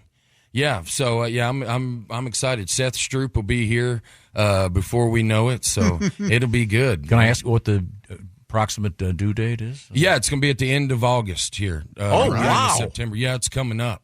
Yeah, it's moving fast. Me and her, the dynamic has changed. Like I'm usually a lot bigger than my wife. Like, if you see us coming, you go, man, he must be funny. And now, because I've gained 20 pounds during her pregnancy, which has been a wild ride. Is that sympathy weight? I guess, but I had to draw the line recently. I go, listen, you're going to have the baby, and you're not going to be like, you're renting your property. I own this land. You know what I mean? That's what I'm trying to say. I can't take a big dump and lose this thing. This is going to, this is me now. This is the new me. Yeah. My kid's dad did that. that. He gained a lot of weight. When I mean, was I'm pregnant, it's too. crazy. Yeah. I'm gaining so much, and it's not. I don't know. I mean, I can't be like, well, normally I'm eating salads. Nothing's working out, but it's what time we're eating. You know, she at midnight. She's like, I could go for some lo mein. We live in New York City. If she wants lo mein at midnight, it's gonna be there. Yeah, for sure. Once again, we're speaking with Derek Stroop. The baby is on the way. I know I've been told you have to leave. Yeah, I got a flight to catch here. Okay, here soon. we don't want you to miss your plane. Oh, good. And I've learned a lot here. That the sweet tea Venn diagram does not cross the cannabis diagram. It doesn't need to. It's it's already its own. And what's his website again, Tom? You have it over there? It's DerekStroopComedy.com. That's I right. think. That's Okay. right. Thank you. And real quick, once again, the Tonight Show on August 6th, and then also filming that filming the new comedy special, Birmingham, Alabama, October 4th, and I'm looking forward to seeing that. And I'm looking forward to checking out you and Jimmy Fallon coming up on August 6th. Thank you. So terrific, excited. Terrific stand-up. Derek, what a great pleasure. Thanks for taking the time. Yeah, thank y'all for having me. Always love coming by. I really enjoy the show. Always have. You're welcome thank y'all. anytime, my friend. Thank you. Yep. Now, I got a chicken with Mr. McGee. Is that correct? Yes, I guess. Simply Safe is here, the do-it-yourself home security system, a system that works to prevent that break-in. After the people already gotten in your house, it's way too late.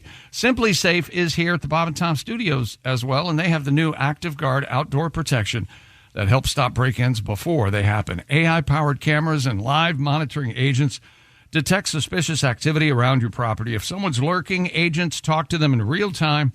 They can turn on spotlights and call the police, proactively deterring crime before it starts. No contracts, no hidden fees. 4 million plus Americans trust Simply Safe, and it's been named Best Home Security System of 2025 by CNET. Visit simplysafetom.com, and boy, do we have a deal for you. Claim 50% off a new system with a professional monitoring plan to get your first month free. That's simplysafetom.com, half off your first month free. There's no safe like Simply Safe. Well, thank you very much. Coming up, are we going to do any news from Christy Lee today? Hopefully not. I'm okay, good. enjoying the day. We'll do something else. Thanks again, Derek. We are in the O'Reilly Auto Parts studios. This is the Bob and Tom Show. Want to share something? Send us an email. BobandTom@BobandTom.com. This is the Bob and Tom Show. Thank you. Welcome back to the Bob and Tom Show. Christy Lee at the Silac Insurance News Desk. Hi. Pat Godwin. Hi, Chick. There's Josh Arnold. Hello. Ace Cosby. We're in the O'Reilly Auto Parts studios. I'm Chick. Hello, Tom. We don't have enough time to give. There's a couple stories we've got coming up that I'm so excited about. But I think we could probably. Do either of them have to do with a butt? One of them. Well, One of them does. that one. But we have to save that for tomorrow. That's just Oh, too yeah. good. Listen to Christy. yeah. And I've got a good idea for a song for Pat. Is it about butts? Yes. But we should do this one because we've been talking about comedy all day. How about this? We'll wrap it up with this. The Mayo Clinic medical residents are taking improv classes to improve relationships with their patients. The workshops are being taught by improv comedy coach and Mayo Clinic artist in residence, Tane Danger. Huh? That's This his is not a name. real. This sounds like an Onion story. He uses improv theater techniques to help physicians be comfortable using humor, curiosity, Yes, and empathy in their interactions with patients and each other.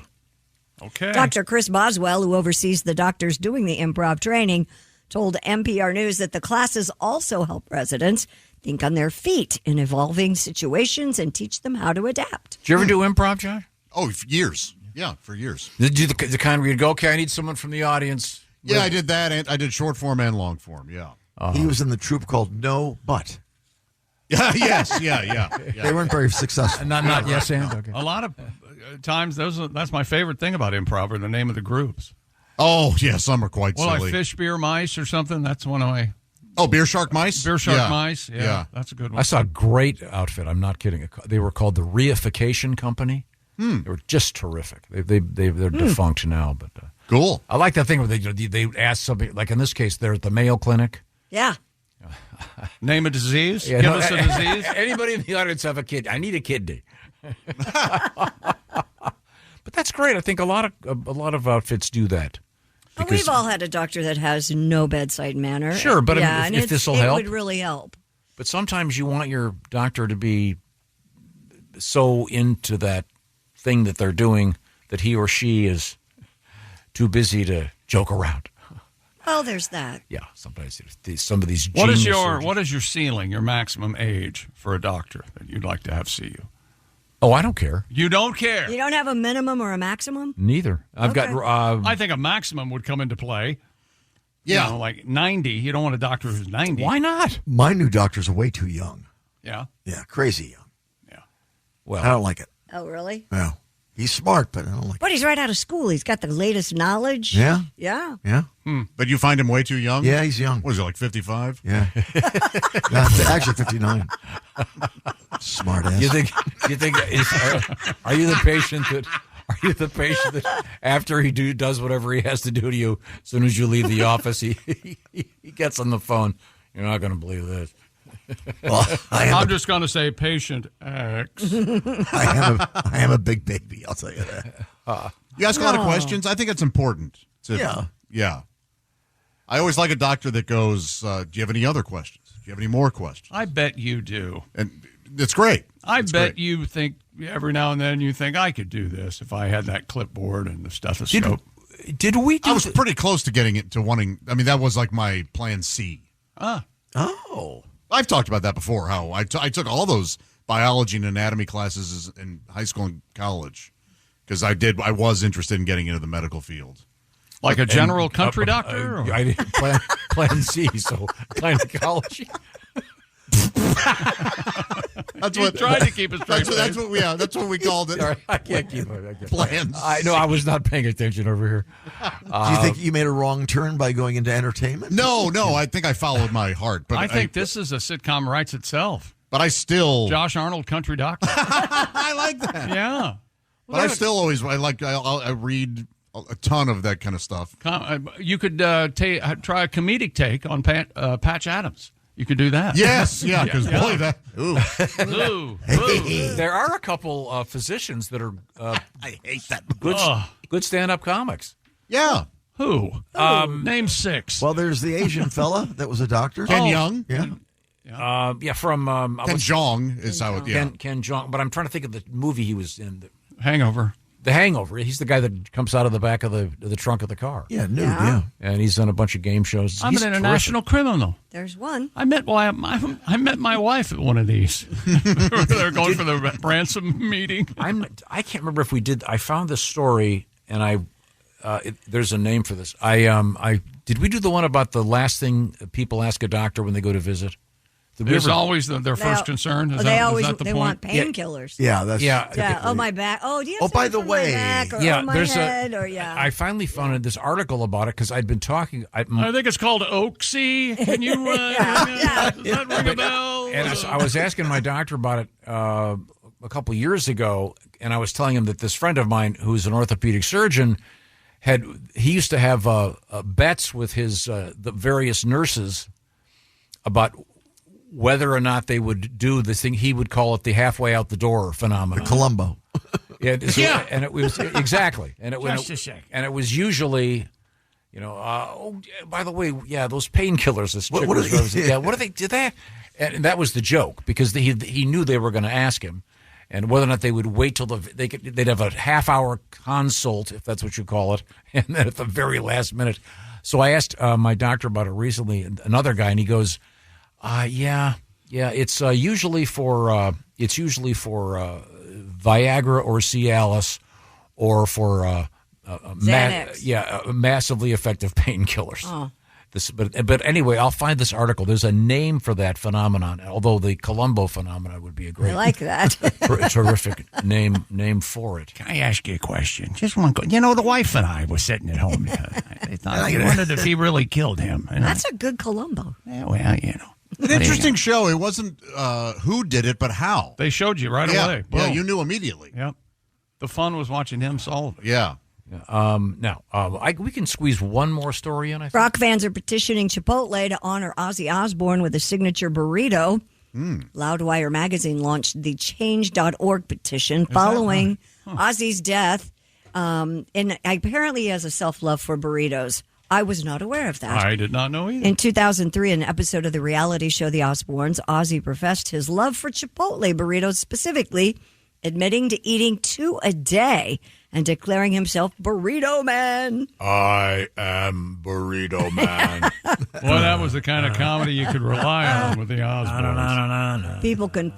People magazine that is, confirmed that Ozzy's admiration for the Chipotle burrito was so iconic that the company created the Celebrity Card for him, the program to reward celebrity customers who've been active for over 20 years now. It's been an active program. And as of Monday morning, Loudwire's petition had acquired over 4,000 signatures. So I guess if you're a big enough celebrity, you get free Chipotle for life. Is that the deal? That's would be kind of cool. You walk in and there's John Hamm having a burrito, but well, you'd have to have ham on it, I would think, wouldn't you? Do you think that will this go through? Could they do that without paying the family? No, why not? No, just call it the Ozzy. They can't. I don't think you can copyright Ozzy, O-Z-Z-Y. That'd be a tough sell. That'd be a tough sell. I disagree. I don't know. Ozzy Osbourne, of course. If you're referencing Ozzy Osbourne, though, I don't know. You're way close to a trademark. I know. It's a patent attorney. Maybe they'd want. Well, maybe Sharon will give her approval on that. Oh, I'm sure there's a fee involved. Give Sharon a little taste. Nobody gets hurt. Right? I'm surprised it's not a pay-per-view funeral. Sharon. What would they call? I'm trying to think of the Black Bean Sabbath. Yeah, that would work. The Prince of Fartness. Oh, I think we're in the weeds. Yeah, we could speculate all day. Yeah, or it would seem make it shaped like a bat, and you could chomp the head off the top of it. This is just a way for Loudwire to get hashtags. That's not really all this is. Nobody cares if Chipotle. A comedian friend of ours has this card, and I can't remember who it is. Yeah. Oh. Has the Chipotle card? Yeah. But they totally contact you when it happens, I guess. Huh.